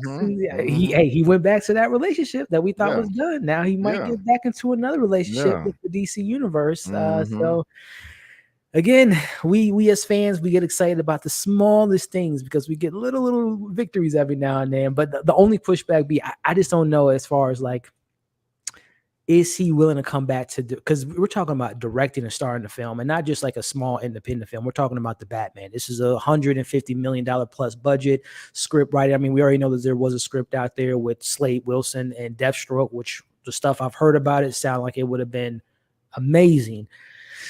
But I don't know, man. I think Ben Affleck is looking at Matt Reeves and Robert Pattinson being like, you know what, man, I'm gonna let them do their thing. And maybe every now and then I'll come up and pop up in a movie, pop up in maybe a TV series. But I don't know if he's going to fully recommit to put it on that cow full time for a trilogy, as you put it. So we'll see, man. Little steps. I am 100% convinced. I'm going to say it's a 85 to 90% chance it's going to happen. He's back because he wanted to begin with. He already wanted to do this. It would be different if this was something new, but he wanted to do it. And he was pressured and it been pulled so many different ways. So now he gets a chance to do it with a completely different new team of leadership. It's like, hey man, do whatever you want to do. Like, come on, it's gonna happen. It's gonna. I am convinced, dude. I am convinced this is gonna happen. I mean, that mucks up. I mean, it really does muck up their plans with Batgirl. But Michael Keaton being in that film, and obviously Michael Keaton, as we know, in The Flash. I mean, it's going to I mean, I'm not saying that they wouldn't be more than welcome to have such a great director and talented individual like Ben Affleck welcome him back into the fold. But man, it's just I haven't. Yeah. I mean, I always keep my ear to the ground, but when it comes to the Michael Keaton and the whole DC, I just wasn't even paying attention to all that much because everything kept changing, and you know, this was that, and it just like I'm not even gonna get excited to get my hopes up, but Michael Keaton's Batman appearance, that's just like that's a multiverse cameo thing, right? He's not going to be Batman forever. Not a cameo, from what. So I know some people that have seen the test screenings and have shared a little bit of information, and I'll just say it's not a cameo. It's a full-on supporting role for Michael Keaton in the Flash film, and it's implied that this is one of many roles. Okay, that was my next question. He has shot Batgirl. Okay. This isn't a spoiler. This is set photos of Michael Keaton. He will be heavily involved in Batgirl, so this isn't check. Thank you for coming by, Michael Keaton. From the back end. This is their whatever this new universe after Flash. This is their Batman. So okay, because I've purposely not paid attention to it. Yeah. I don't care anything about Batgirl. Just the whole what's the show that just canceled? Oh, CW. Every time I hear Batgirl or Batwoman, I just think of the CW, and I'm just like, I don't even look at it. I don't even read it or pay attention. I skip that news. Yeah. Okay, well, y'all let us know what you think in the comment section below. Are you happy that Ben Affleck is coming back, not only as Batman Bruce Wayne, not only in The Flash, but in Aquaman 2? Also, do you think that this is going to be a recurring role? Is he going to come back as the main titular star? Is he going to boot Heisman Trophy stiff arm Pattinson's Batman out the way? Is he gonna Bogart Keaton? This is my franchise, punk. Yeah, let us know in the comment section below. what you think, And whether B, you there's agree a or comment, disagree. Casey's comment there, and I would love to know your thoughts on this and everyone in the chat. If you had a red pill, blue pill scenario, would you rather a Ben Affleck, his solo outing film, or would you rather continue to get Matt Reeves that, universe Are you with serious? Yeah, Ben Affleck, dude. No contest. Remember, man, I remember the subtitle in my Batman review. I was like, this is not my favorite Batman. No, and I'm not saying the movie was bad, but oh my God, this is easy. Ooh, it's easy, he said. I don't know, B. I mean, we got a grizzled, older version of Batman, past his prime. I mean, don't get me wrong, Batman warehouse scene, he can still lay those hands on people, but I don't know, man. The potentiality of Pattinson, of seeing different rogues gallery, Mr. Freeze, the Mad Hatter, all those. Ooh, I don't know. You're limiting yourself because there is no reason why you can't go back in the past and retell stories of Ben Affleck at a younger age. De-age him? Don't get me wrong. He looks good for his. I think he's mid 40s or whatnot. I'm not saying he's Clint Eastwood, grizzled type of looking, but that's tough, man. I would love to know what people say in the chat. That is easy, huh? What is your answer? Mine is Matt Reeves. I'm going Matt Reeves. Oh, geez, I just think I think it will put too much pressure on Ben Affleck at this point of his career, man, to be able to write, direct, shoot at the films. That's a lot of pressure on him, man. And I think it's just, especially with Matt Reeves building this universe with the Penguin series and Zoe Kravitz as Catwoman. I think there's just a little bit more. There's more youth. There's a little bit more energy, a little bit more upside to that franchise versus coming back. Because what does it mean for Snyderverse? Are we going to get, Snyder? I mean, listen, and I'm telling you right now, I know there's a lot of Snyder fans out there. I'm one of them. But I just feel like if we open that realm of possibility, it's just going to be never ending, and people are going to want Snyder back, and they're going to want this. I don't know, man. I think it's just better for them to push forward to something new. Okay. Well, y'all, Marcy says she want both. I ain't mad at you. I ain't mad at you, Marcy. Man, you guys, 19 Jokers, 16 Harley Quinns. It's crazy. Right on. Y'all let us know what you think. And again, this article is in the description box below for you to read at your own leisure. So let's now go ahead and move on to, is this topic number 7? Yes. Moving on over to topic number 7. I made a little video about this and put it on my TikTok and also on my my Instagram about who's going to be directing the next Avengers movie. And I'm very surprised by this right here. I did not see this coming at all. And I'm on the fence about it. I'm not excited, but I'm not pissed off. Topic number 7 coming from Deadline. Avengers, the Kang Dynasty, Avengers 5. Destin Daniel Cretton to direct the Marvel pick.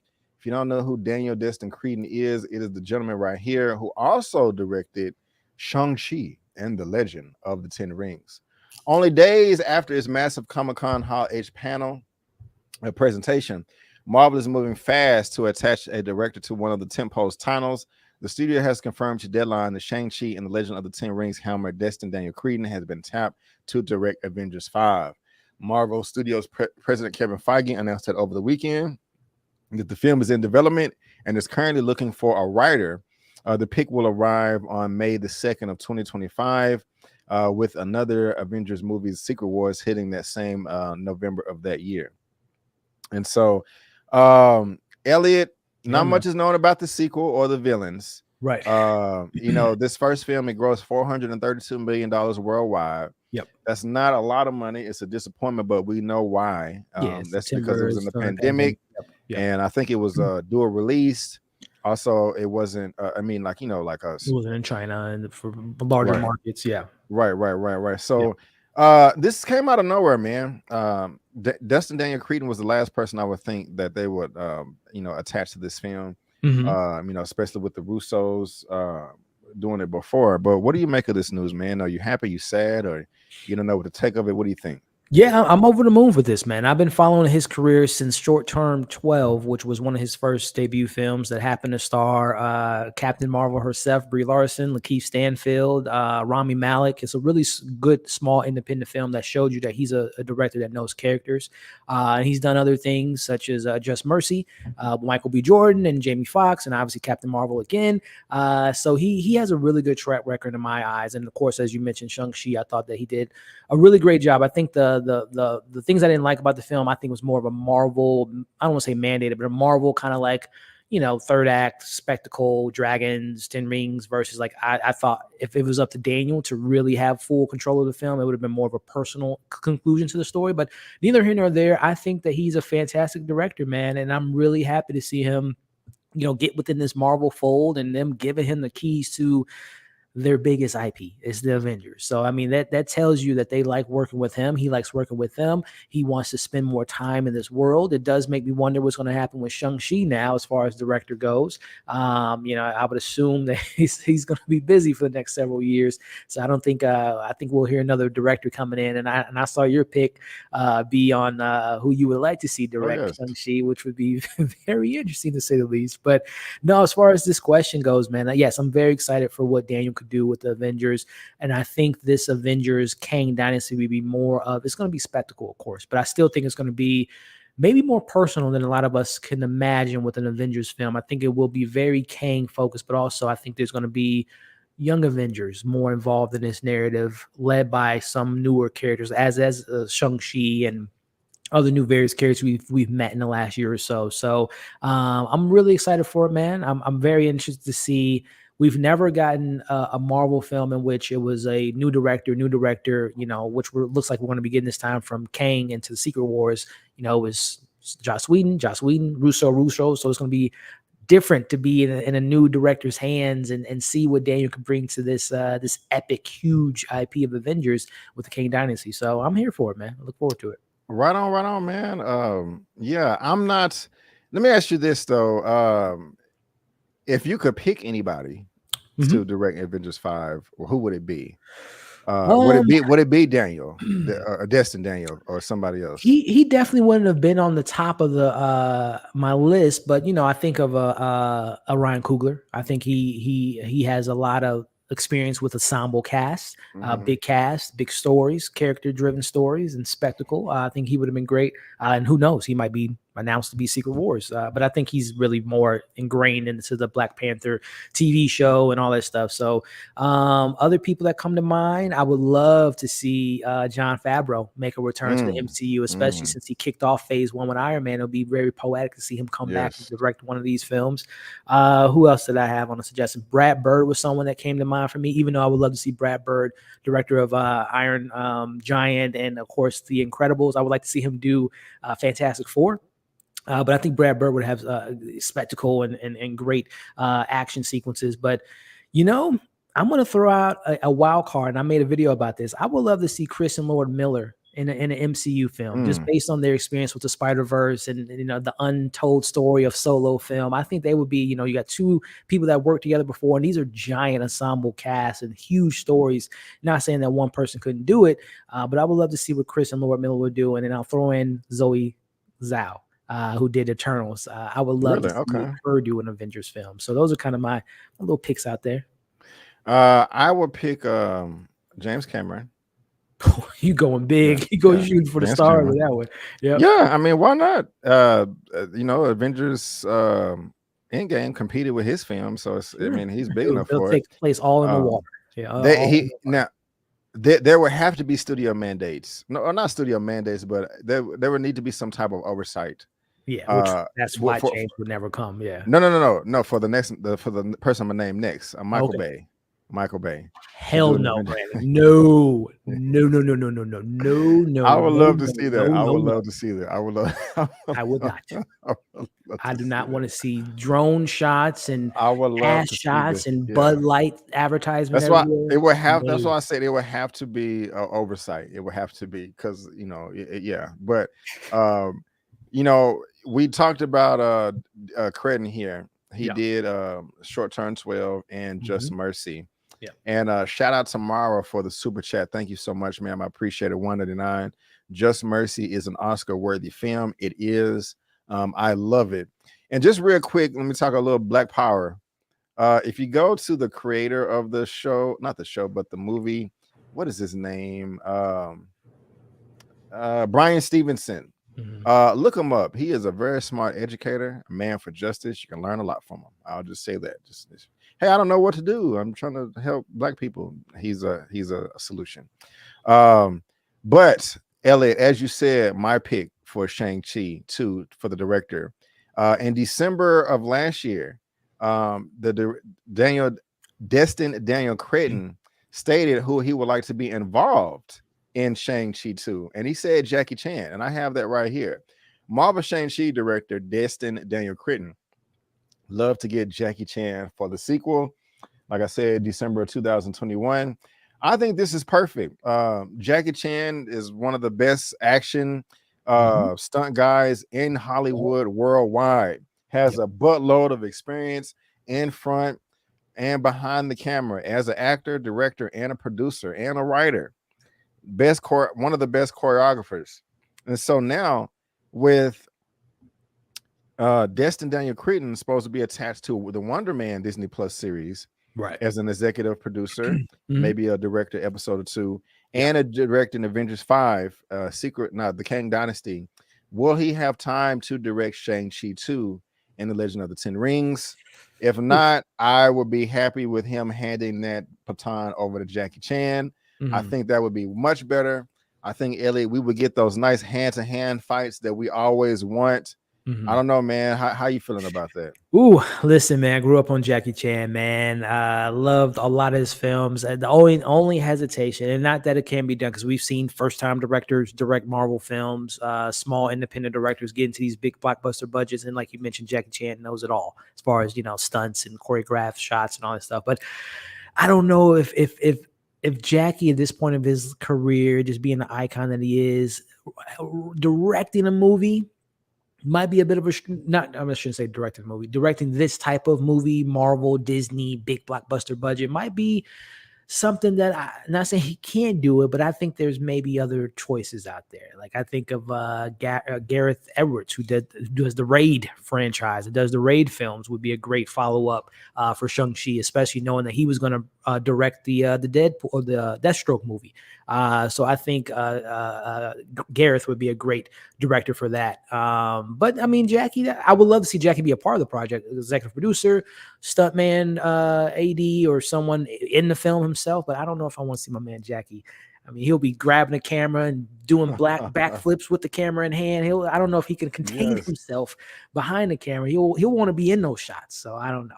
Okay. I was trying to find, my little martial arts clips and stuff that I'll be playing, but I can't find them. So I'll spare you guys with that real quick. I was going to tell you what Jackie Chan could bring to the screen, but it's all good. But y'all let us know what you think in the comment section below. How happy or upset you are that Destin Daniel Cretton is going to be directing Avengers 5, Avengers the Kang Dynasty. And also just to have fun, list who you would like to direct the movie if it was up to you. And if you'd rather see Jackie Chan do the role as well, I'm right. So just go ahead and say that in the comment. No, I'm just playing. I'm just joking. But again, guys, if you're watching this via live on the replay, there's a link down to this article in the description box below for you to read at your own leisure. And so now, Elliot, we have 2 topics left. Yes, sir.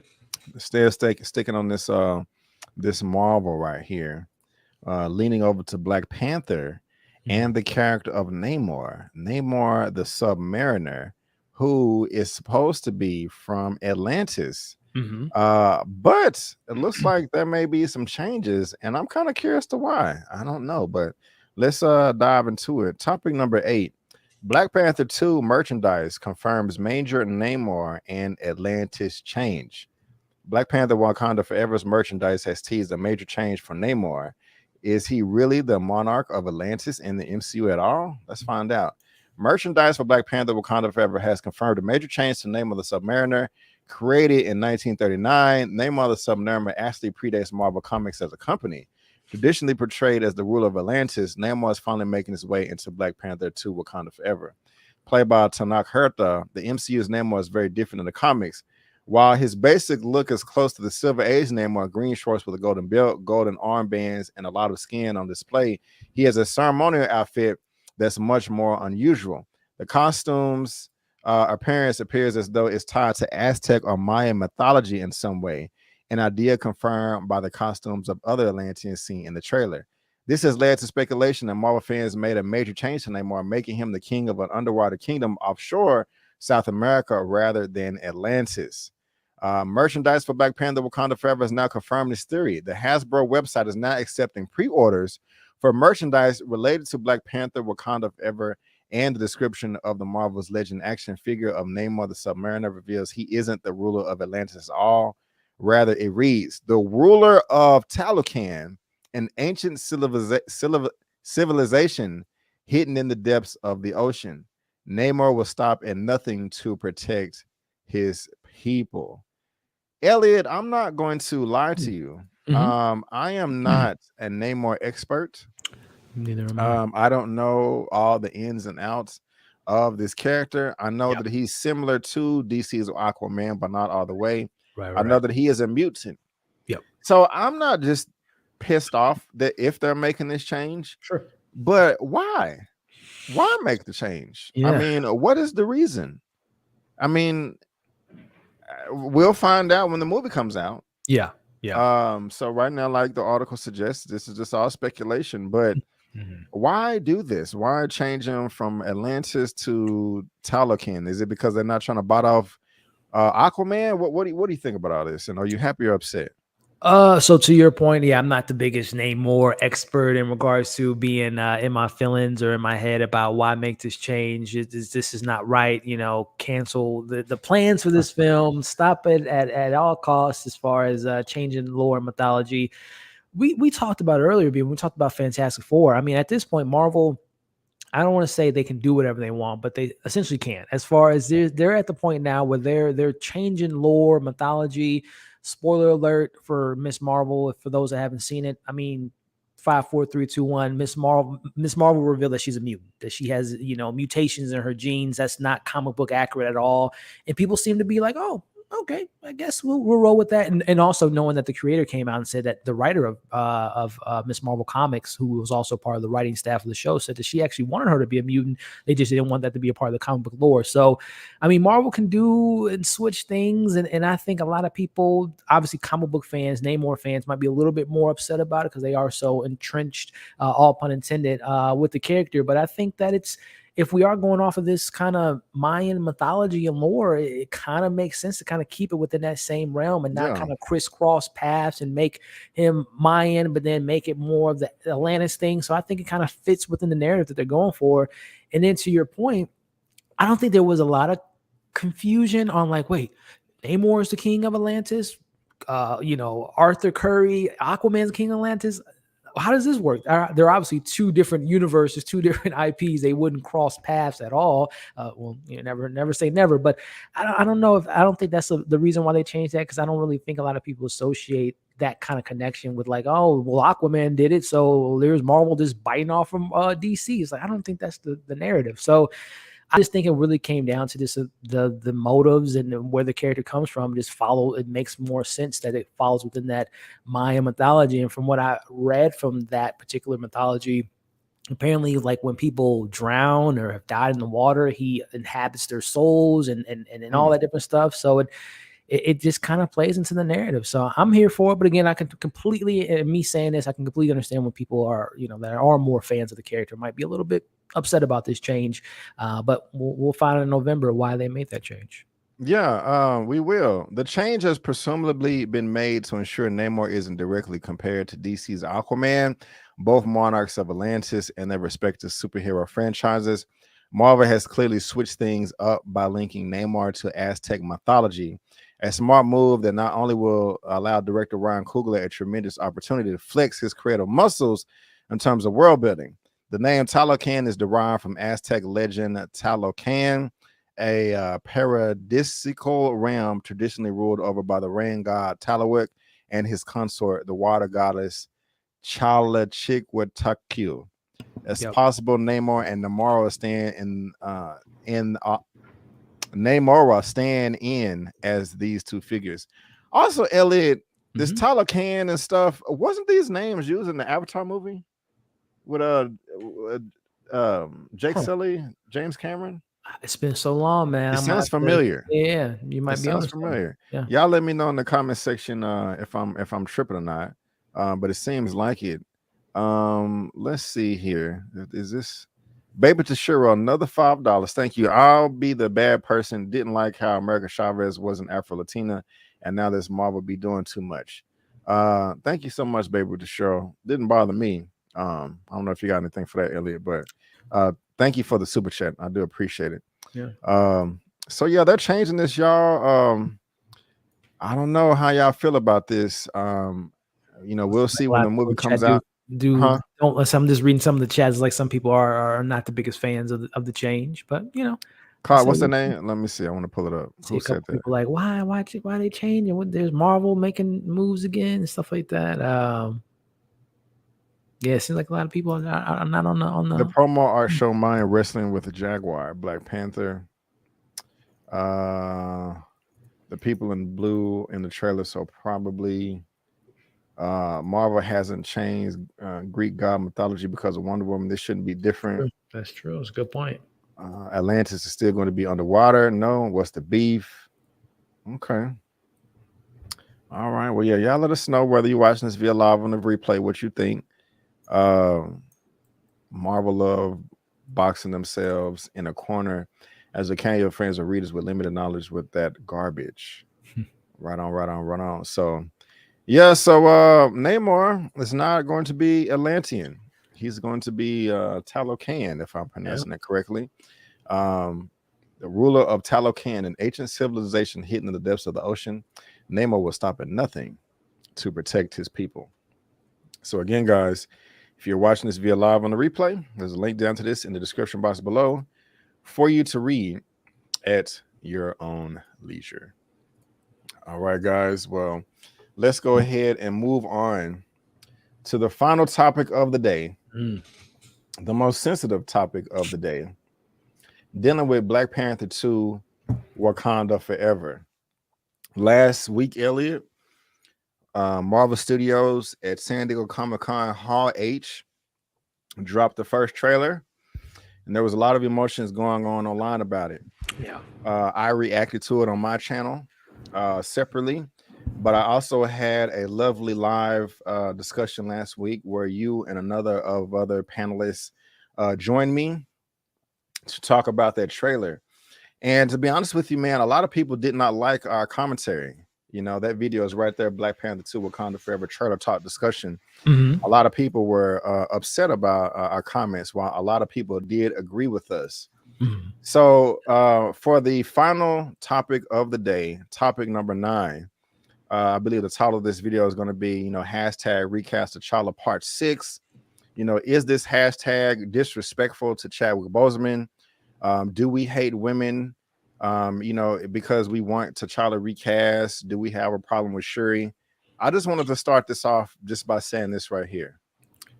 Hashtag Recast Tchalla is not calling for an immediate recast. Hashtag Recast Tchalla is not preventing anyone else from taking up the mantle of Black Panther. Hashtag Recast Tchalla is asking Marvel Studios not to use the tragic passing of Chadwick Boseman as a plot device in their fictional storytelling. Hashtag Recast Tchalla is asking for the portrayal of T'Challa to be allowed to continue in the MCU. The reason why I'm doing this, Elliot, is there's a lot of misinformation floating around online. A lot of people stated that the hashtag Recast Tchalla movement is misguided, and it is in poor taste.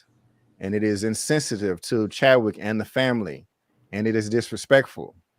A lot of people are also saying that hashtag Recast Tchalla means that if you want T'Challa to be recast, that means that you hate Black women. If you don't want Shuri to be cast as Black Panther, you hate Black women. Where's our support? What's going on? Well, again, it says right here, hashtag Recast Tchalla is not preventing anyone else from taking up the mantle of Black Panther. And what am I looking at exactly right now? This is the official hashtag Recast Tchalla petition on change.org, put together by my homeboy, my colleague Eman with Eman's movie reviews. He put this together April 21st of 2021. Even before that, him and myself, we've been talking about hashtag Recast Tchalla for a while. You know, this is my channel right here. Here's episode 1. It says a year ago. We got part 2 right there, part 3, part 4, and part 5. We've been talking about this. Even right here, Marvel Studios not recasting T'Challa. Look at the date. That's December the 5th. I don't know if y'all can see that. December the 15th of 2022. We did that a day after Kevin Feige made this announcement. Mark Boseman was an immensely talented actor and an inspirational individual who affected all of our lives professionally and personally.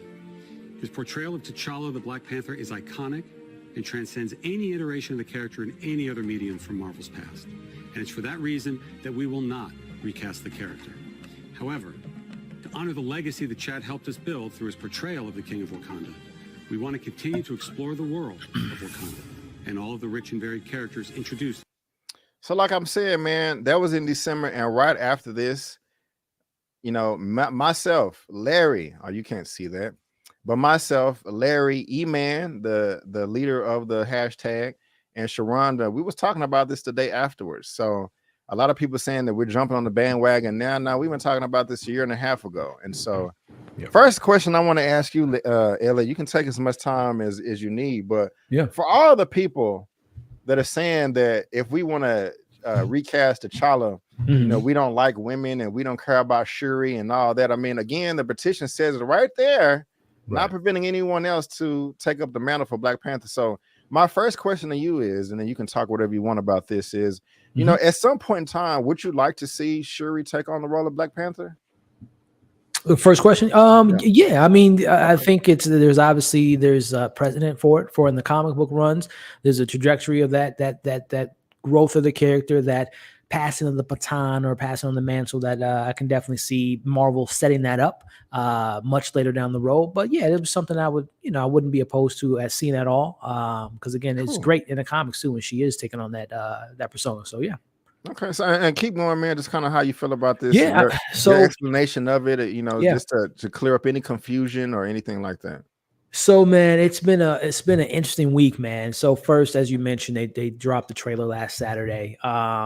And many mixed emotions in regards to, you know, acknowledging that to me, it's a well put together trailer, some great visuals, and seeing, you know, Angela Bassett just giving her soul to the role, and just everything, some great stuff there.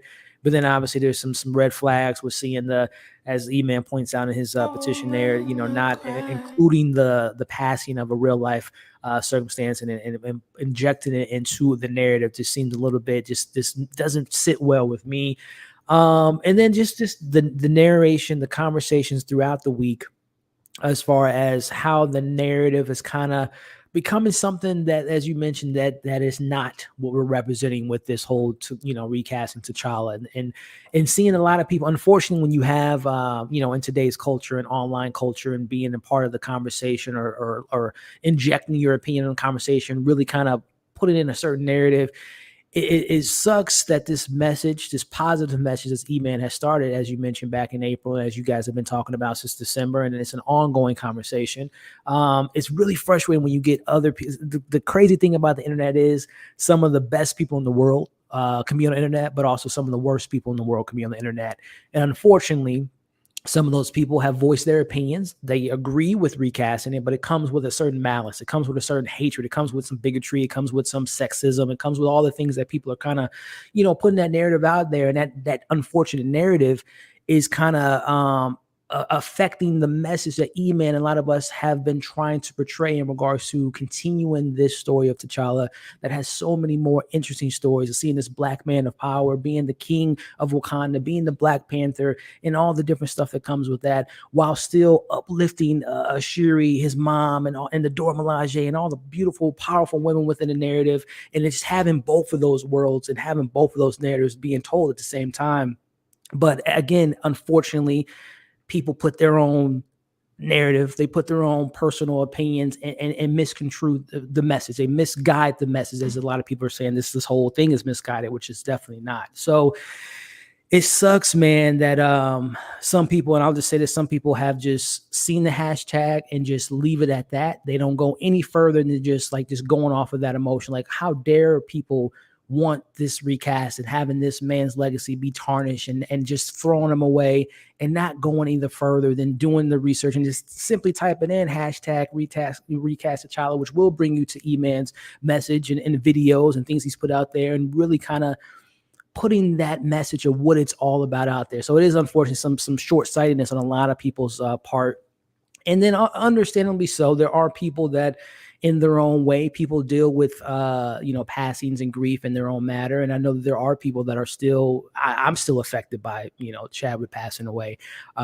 Grief is not a set date. There's not a rule book of how to really guide your emotions through something that happens like that. So I understand how people can be a certain way of just like, I just can't imagine someone else in the role. But again, as time goes by, I think when you have time to heal, you have time to kind of think more and really kind of understand the importance of a character like T'Challa. I think, you'll kind of be more understanding of what this message stands behind. So, like I said, B, it is unfortunate that some very ignorant, short-minded, despicable, disgusting people out there put their sexist views in this recast T'Challa movement, their racist views, and not want to see women being uplifted and thinking that this is something else than what it is. It's really frustrating, but I think when you have, again, people like yourself, Eman, and countless others. I know Mara, I saw briefly, her and Eman had a brief, not a brief, I was only able to listen to it briefly, but they had a Twitter space, and just hearing Mara's point of view on the situation and how moving it was to hear her thoughts on the opinion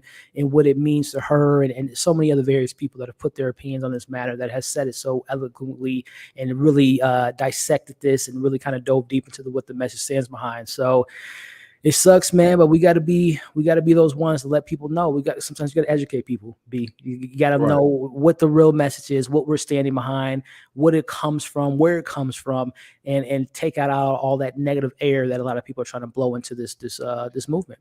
Right on, man. 100% well said, and thank you so much for that, Elliot. I do appreciate it. And again, I'm gonna just keep on flashing this right here.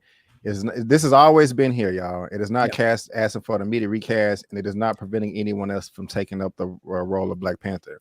So with that being said, will Shuri take on the role as Black Panther? I hope she does. I am not against that. Elliot is not against that. Eman with Eman's movie reviews is not against that. I can speak for him as well. We would all love at some point in time for Shuri to take on the role as Black Panther. Again, I would be disappointed if she did not take up on the role of Black Panther. Yep. And it says it right here. We cannot control what other people do with the hashtag, if they're going around and spreading misinformation, if they're being ugly, if they're being misleading. That is not us over here. And so we do want to see Shuri as Black Panther at some point in time for multiple films. But in addition to that, we also want to see T'Challa as Black Panther as well. I want to see as many films and iterations of T'Challa as Black Panther and of Shuri. We want both. We don't just have to have one. We can have both. And also, let me say this, Elliot. Thor 4, Chris Hemsworth, Thor Love and Thunder. That is the first character in the MCU to have his 4th solo film. Right. Captain America is about to be the second in the MCU to have his 4th solo film. Yeah. Now, I think it's pretty safe to say that today, in current time, in today's modern world, in 2022, and when the comics came out decades ago, that Black Panther worldwide is a more popular character than Thor. And with Thor: Love and Thunder hitting in theaters right now, I think it's even safe to say there's enough storytelling to have a Thor 5 with Betty Red Bill, etc. Would you agree? My point is that if you can have at least 5 solo films for Thor, imagine how many solo films you can have for Black Panther, a much more popular character. Right. I would say at least 10. I say that with no exaggeration. And with that being said, Elliot, if we want to have both Shuri as Black Panther and T'Challa, you could have 6 to 7 movies with T'Challa as Black Panther and have 3 to 4 movies with Shuri as Black Panther. Yeah. Everybody wins. Yeah. We get a ton of Black Panther movies. We get some with Shuri. We get some with T'Challa. We get some with M'Baku. Why not stop at 10? But if you kill the character off of T'Challa, you're not going to be able to get 10 movies. Ellie, you're probably going to be able to get 4, 5, maybe 6. Now, if you're a big company like Disney that want to make that money, why would you cut yourself off at the knees like that? Make the money. I want you to make the money. So why can't we get both? Why can't we get T'Challa as Black Panther and Shuri as Black Panther? Was you about to say something, sir? No, it just goes back to, again, I know there was a lot of emotions involved. And again, I know, Eman has pointed out, you've pointed out, there's the video out there, Nate Moore saying that the decision, it came down to just a matter of minutes. Of him actually, let me stop you right there, Elliot. Yeah. Since you brought up Nate Moore, yeah, let me just go ahead and play this real quick since you brought it up. Yep. Oh, y'all can't hear that? Yeah, I can't hear anything on my end. Oh, damn it. Okay, hold on. My fault. You're Let me good. do it. Let me do it like this. Everyone at home watching us now, thumbs up. Continue this conversation in the live chat, guys, especially those watching the replay as well. This is an ongoing conversation. This is not a, they didn't recast him. Let's move on to that. No, this is an ongoing conversation, ladies and gentlemen. So let's keep that the positive side of this conversation out there as far as recasting this character and what it means out there. So yeah. And hit a 1 in the chat, and Elliot, give me a thumbs up if you can hear this. For sure. What are the chances we see the character of T'Challa in the MCU moving forward? And what is it like having to balance loyalty to a fan base and to a performer as regal and elegant as Chadwick Boseman, along with the future of that franchise, that character, and of Wakanda? Yeah. It's a great question. I will say the chances that you see T'Challa in our, I'm not hedging my bets. I'm being quite honest. T'Challa you will not see T'Challa in the MCU 616 universe. We couldn't do it. I mean, I will say when Chad passed, it was a real conversation we had with Coogler about what do we do, and it was a fast conversation. It wasn't weeks. It was minutes of we have to figure out how to move this franchise on without that character, because I think we all feel so much of T'Challa in the MCU on the screen, not in comics, right? Is tied to Chadwick's performance, is what he brought to that role, both on and off screen, I would argue. So as hard as it is narratively to figure out what to do, because it's a big hole, at no point did we consider recasting him. Let me just stop that right there. I don't want to play it too long, but the link to that full thing is in the description of this video. But Elliot, when I go to IMDb, and I always do this, I love that trivia section. On the trivia section for Black Panther Wakanda Forever, Chadwick Boseman's brother, Derek Boseman, and I will have to say knows Chadwick much better than you do, Nate Moore, respectively, sir. Has spoken out against the idea of retiring the character of T'Challa rather than recasting. He believes that his brother wouldn't have been so egotistical as to wanting the character to die with him and would instead want the character's journey to continue. This is coming from Derek Boseman, Chadwick Boseman's brother himself. Flesh and blood. And again, not calling for an immediate recast, not preventing anyone else. Elliot, with all that said, man, jump back in there, man. Yeah, man. I mean, again, and Nate Moore said, and I don't want to put a lot of pointing fingers up, but I mean, it came down to me. I think it was short sighted to just put it all on Ryan Coogler's shoulder. Understanding that Ryan Coogler again had this very mentor brotherhood with Chadwick, looked up to the brother, looked up to him, you know, had the opportunity to work with him, and just knowing there's a lot of emotions involved in that decision. And to me, it was just so short-sighted on Nate Moore's part, on Kevin Feige's behalf, and all the people of power that can make that type of decision to just leave it in one person's hands. And Ryan Coogler, all respect to the man. I'm a big fan of Ryan Coogler, man. I'm rooting for him, you know, 24/7, man. He's a great dude from all accounts, but I don't think I don't think a decision of that magnitude should be on the shoulders of one individual, which in this matter was Ryan Coogler, who said we're not doing it. And as Nate Moore said, and it is very interesting too. Just and the more and more I look at that clip and hear that clip, and this is just me being a Marvel fan and speculation and hopeful that they will make a different decision. But I wonder why he specifically said 616. Yeah. Because in 2020 there was no prior to Doctor Strange into the Multiverse, or I'm sorry, prior to No Way Home, or not No Way Home, Far From Home. I think the only time we've heard of a universe being called something was Quentin Beck when he was talking to Spider-Man, and he said, "I come from another universe," whatever thing he said, and then we got 616 in Doctor Strange. So it is interesting that he specifically said we won't see a 616 version of the character, which a lot of people have speculated, well, the multiverse is open. You can get another T'Challa from the universe, incursions. His world's been destroyed by Doom or the Kang, and now he's here to finish something that he wasn't able to finish on his world. So now he's a part of the 616. He's not from 616. He's coming from somewhere else. So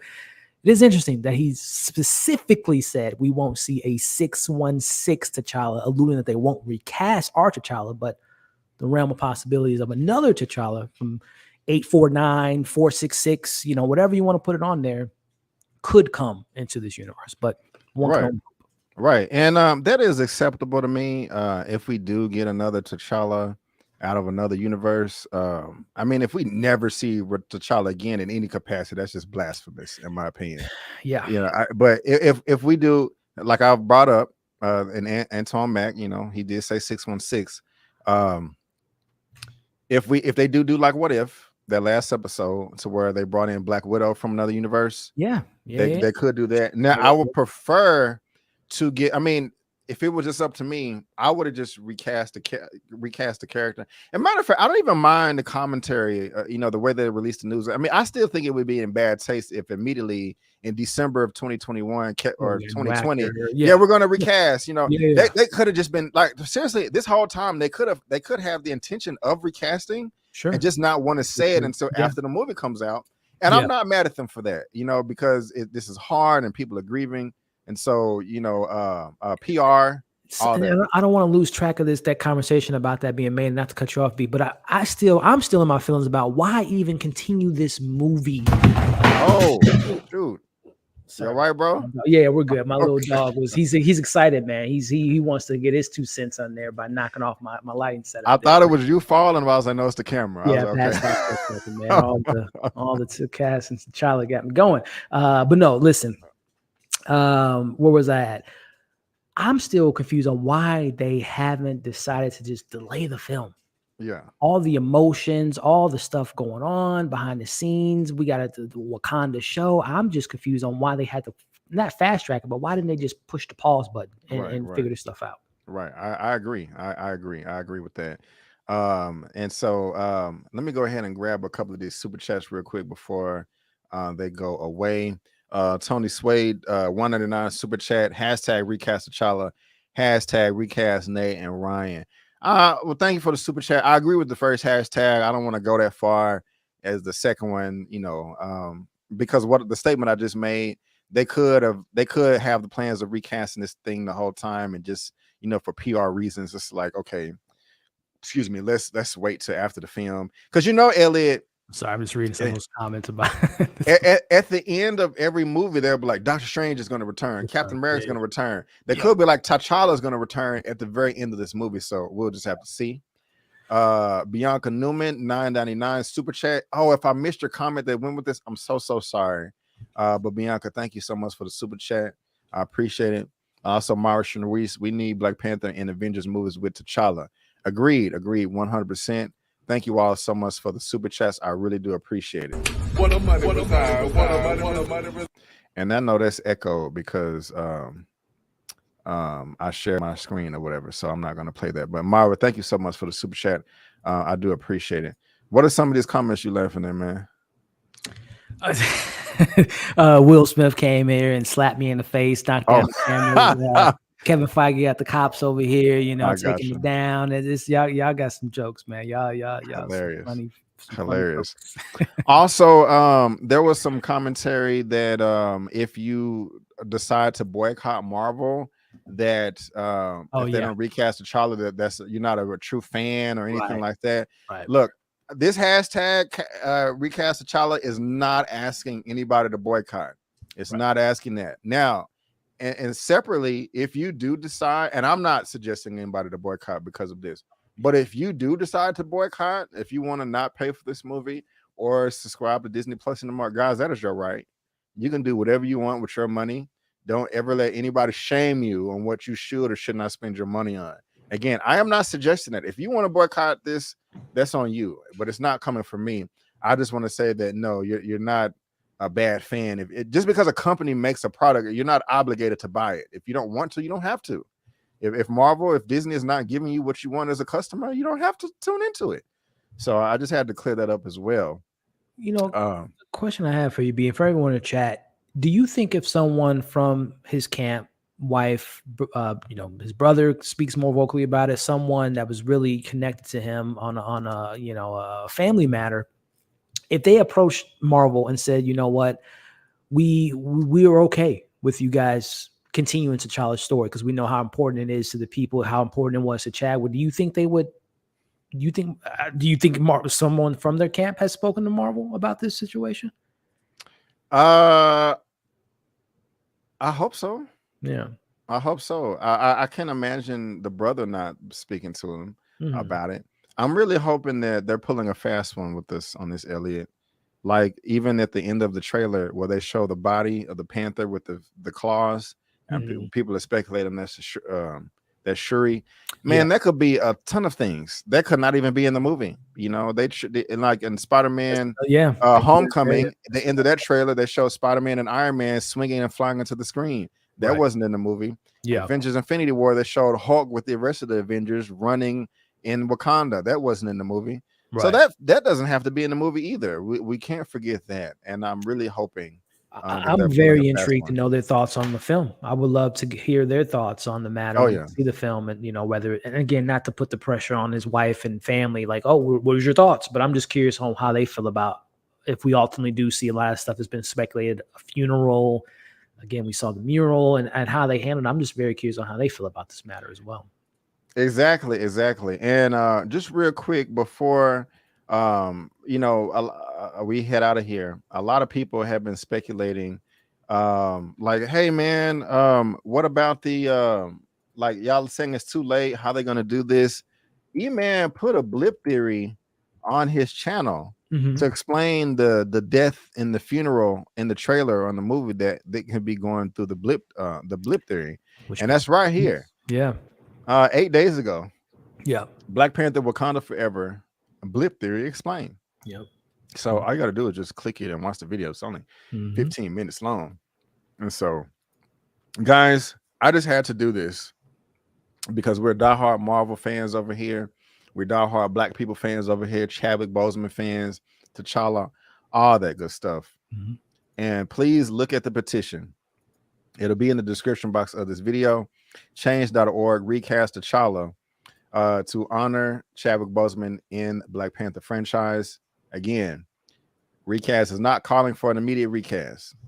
Recast Tchalla is not preventing anyone else from taking up the role of Black Panther, meaning that we do not mind Shuri taking over the role. So I just kind of want to shut that rumor down, talking about we hate Black women over here and we're not uplifting Black women, because I'm looking forward to the Ironheart Riri Williams show. I'm looking forward to the Black Panther Wakanda Forever TV show. I'm looking forward to the Marvels and whatever other show I'm leaving out right now. With Black women, I'm looking forward to that too.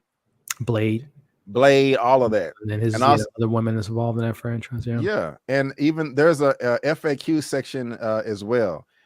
in this petition is so there it is. Read the FAQs, the frequently asked questions, and it breaks all of that down right here, in the FAQs. And I've been talking about this for a minute. We all have. We got the receipts, we got the dates, all that stuff. So Elliot, do you have any further words on this, man, before we head out of here? No, man. Again, I think this is needs to be an ongoing conversation. If we do see people out there that are taking this this hashtag and putting their own spin to it in a negative light, I think we have every right to respond to them. And simply, as you just showed, go to Eman's page, petition, copy, highlight those, and just read. If it's a tweet, if it's on Instagram, wherever the case may be, if you really want to speak up and let people know what this is about, take those verbiage, show them, and put it in their tweet, or put it on their, whatever the message, the negative message they're putting out there, just to clear the air and let people know what it's really about. Again, I would imagine this is one of many ongoing conversations, like I said, that it should be when we get the next teaser, the next trailer, and ultimately, I mean, man, when that film come out, I expect multiple conversations to be had across all accounts. So it's an ongoing conversation, like I said, and I hashtag Recast Tchalla, man. Yes, sir. Hashtag Recast Tchalla. And matter of fact, I'm gonna go ahead and put it in the chat as well. Hashtag Recast Tchalla. Elliot, I hate to put you on the spot right now. No, you're good, bro. But can I count on you possibly for another epic spoilers review this November for Black Panther 2: Wakanda Forever? Yeah, man. As long as the lights are on and my dog isn't breaking stuff, and I have I'm still here already. In, man. As long as the dog allows it. I have fun with that, with you and Eman doing those. And let me grab these other two super chats. Zulu, what percentage chance do you think Killmonger is in the movie Love the Good Show? I'm gonna say 50%. Because I think he may pop up in the ancestral plane in some capacity, some way.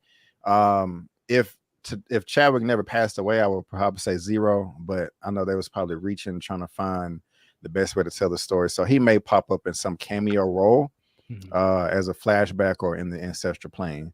Elliot, what you think? I'll raise it to 75%, to that point that we will be, if we are logically speaking, if someone else sure he's going to be the Black Panther, the tradition is you got to go, do the ritual and go to the ancestral plane. So I think that there's a really good chance that Michael B. Jordan, 75% chance we'll see him in the film. Right on. Zia said 0%. And last but Larry is like, a billion percent. Yeah, for real. Where is he at?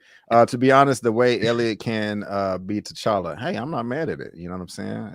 Go ahead and put the suit on, Elliot. Get that vibrant. Did I read that right? To be honest, the way Elliot can, I guess he wants you as T'Challa. I can't hold the accent, bro. I couldn't. I can't. I mean, yeah. There's a lot more better. There's legit actors that I would like to see in the world. Elliot got the Wildcat beard already. He just ate a Will Smith slap live. And he got the Black Panther Black Power Fist nose already. Elliot for T'Challa. That's what's up right there. Thank you, Jojo. I appreciate the super chats, man. I do appreciate it. And so, guys, I literally just also made sure that the hashtag, but the official petition is in the description box of this video. And go follow Eman on this channel right here. He's about to hit 100K followers, and so he's the one that is the spear at the tip of the spear for this hashtag Recast Tchalla movement. And so, ladies and gentlemen, boys and girls, that is the last topic of the day, and that is going to wrap it up for this epic movie news roundup show number 71. We're getting on up there. We're getting on up there. Again, guys, if you're watching this via live on the replay, there's links to everything that we could discuss in the description box of this video. And I'm coming to you live right now on YouTube at Just My Opinion Reviews, and also twitch.com/JustMyOpinionReviews. If anybody out there has any idea how I can contact Facebook to get my account back, I would appreciate it, because if you don't have an account, there's no way you can get them to look at something outside of Facebook. I've tried. I've even created new accounts, and I'm like, hey, here's my email of the account and phone number and name that you disabled. I was like trying to report something. I'm just waiting, and I don't even know if they got that, but I need my Facebook back, because it has my business, Just My Opinion Reviews, attached to that as well. Elliot, before we head out of here, man, won't you let the good people know what you have going on your channel for them to enjoy, sir? Yeah, man. Well, according to JoJo, man, I'm gonna be sitting in my audition tape for the next T'Challa. So yeah, man. B, it's always a pleasure, bro, to chat, to chop it up with you with Marvel, DC, and everything in between, man. So I'm always honored to be here when I can, man. So I appreciate you having me on your platform, engaging with your awesome, hilarious chat. I love the chat, man. You guys are awesome. So. And by the way, everyone, I hope has a great week this weekend, this week coming up, new month of August with us here. But yeah, man, as far as coming up this week, same old thing, man. Weekly breakdowns for Only Murders in the Building on Tuesday. I got a review hopefully dropping tomorrow on maybe later this week for Resurrection, a new Rebecca Hall psychological thriller, which very intriguing film. Be talking about that. And then I did a breakdown of all the new releases. We did a live stream with that today. And I think Bullet Trains this week. I think I'm seeing that tomorrow. So keep an eye out for that review. And yeah, man. Oh, and Sandman on Netflix and Prey, which I know you saw. So there's a lot of stuff to look forward to. So I hope you guys are showing some checking me out on my platform. And shout out to B, man. I'm seeing you on the TikToks, bro, and on the YouTube shorts, getting it in, man. Trying to get like you, man. Trying to get like you. I'm trying to be like you, bro. But yeah, guys, check out all that fun stuff that I have lined up this week. And again, B, it's always an honor and a privilege, man. Yes, sir, man. And of course, I always appreciate you being here. Let me ask you this. Did you get a chance to check out I Am Groot yet? No, Disney does not, man. I'm like in you talk about Facebook jail, but Disney, man, they be ignoring me, man. I don't be getting any love from the Disney stuff. So I to answer your question, no, I've not seen I Am Groot. Okay. Just real quick, my little reaction. It's a series of 5 short films. All of them equal a length of 20 minutes. The whole thing is no longer than 20 minutes, and that includes credits for each short. Okay. So these things are tiny. Like they're like 2 minutes each, 2 to 3 minutes each. Okay. I will say that the last one is the best one. I enjoyed that for the most part, and it was cute. Sure. My only thing is I would have cared more about it if this would have came out before Guardians 2, because in that film, Groot is older. He grew back up. Right. And so now we're kind of going back, seeing him kind of small, and that kind of took me out of it. Okay. Is this or is that a spoiler if you're real this canon? No, this is it can't be canon at all. So it's Elseworld. Right. It's basically like what if, like just seeing Baby Groot in different situations. Like what if Baby Groot was in an office, but sat at an office desk, but he was in a plant. You know how people take plants to work and have plants, but he was in a plant at work. Little dancing Baby Groot. Right. Yeah. So it's kind of like in the vein of Toy Story. Like you know when the humans leave, the toys come to life. It's kind of like that, but you know him in the office setting. But then one of them is like him on the ship with the Guardians, and then like another one is just him in the middle of the desert doing something random. You know, and this is all animated too, right? All animated. But it was cute. I just wish they were longer. I mean, I know it's a short. That's the definition. I just kind of wish it was longer. Little Pixar mini films before the big film. Yeah. Right. Every time I was getting into one, it would end, and I'm like, damn it, I was getting into the story. You know what I'm saying? And it would end. So interesting. So I mean, if you have Disney Plus when it comes out in a couple of weeks, it's super short, literally. So it's worth you checking out. Okay. And so I'll go ahead and say that. Let me see if there's any commentary on that. I can't wait for I Am Groot. Nice. Skit. I Am Groot. I'm surprised they didn't, to that Pixar comparison, I'm surprised they didn't save that for like the Christmas special or Guardians 3 and play these little shorts in front of those projects, since it seems to be so short, small content. Yeah. It's super duper short. And guys, again, if you're watching me now, which you are, if you want to see more of me, me and Tyra did episode 3 of Rap Shit on HBO Max. Also, we did our Stars P-Valley season 2 recap of episode 8. You can check that out as well.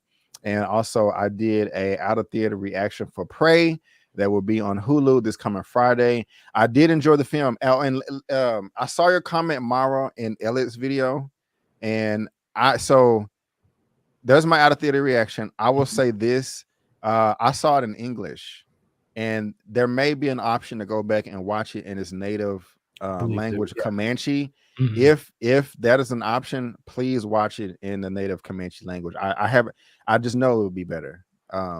You know, I'll just say that was one of my complaints. I wish this was in the native language. And so, but you guys can go check out my out of theater reaction for that. I also was able to see Dragon Ball Superhero, the Gohan movie. You can check out my reaction, out of theater reaction for that as well. My review will be coming soon. But ladies and gentlemen, boys and girls, I want to thank you so much for tuning in. And before you go, don't forget that I'm B. Avery, that's Elliot, and that's just our opinion. Peace out. And we'll see you next time.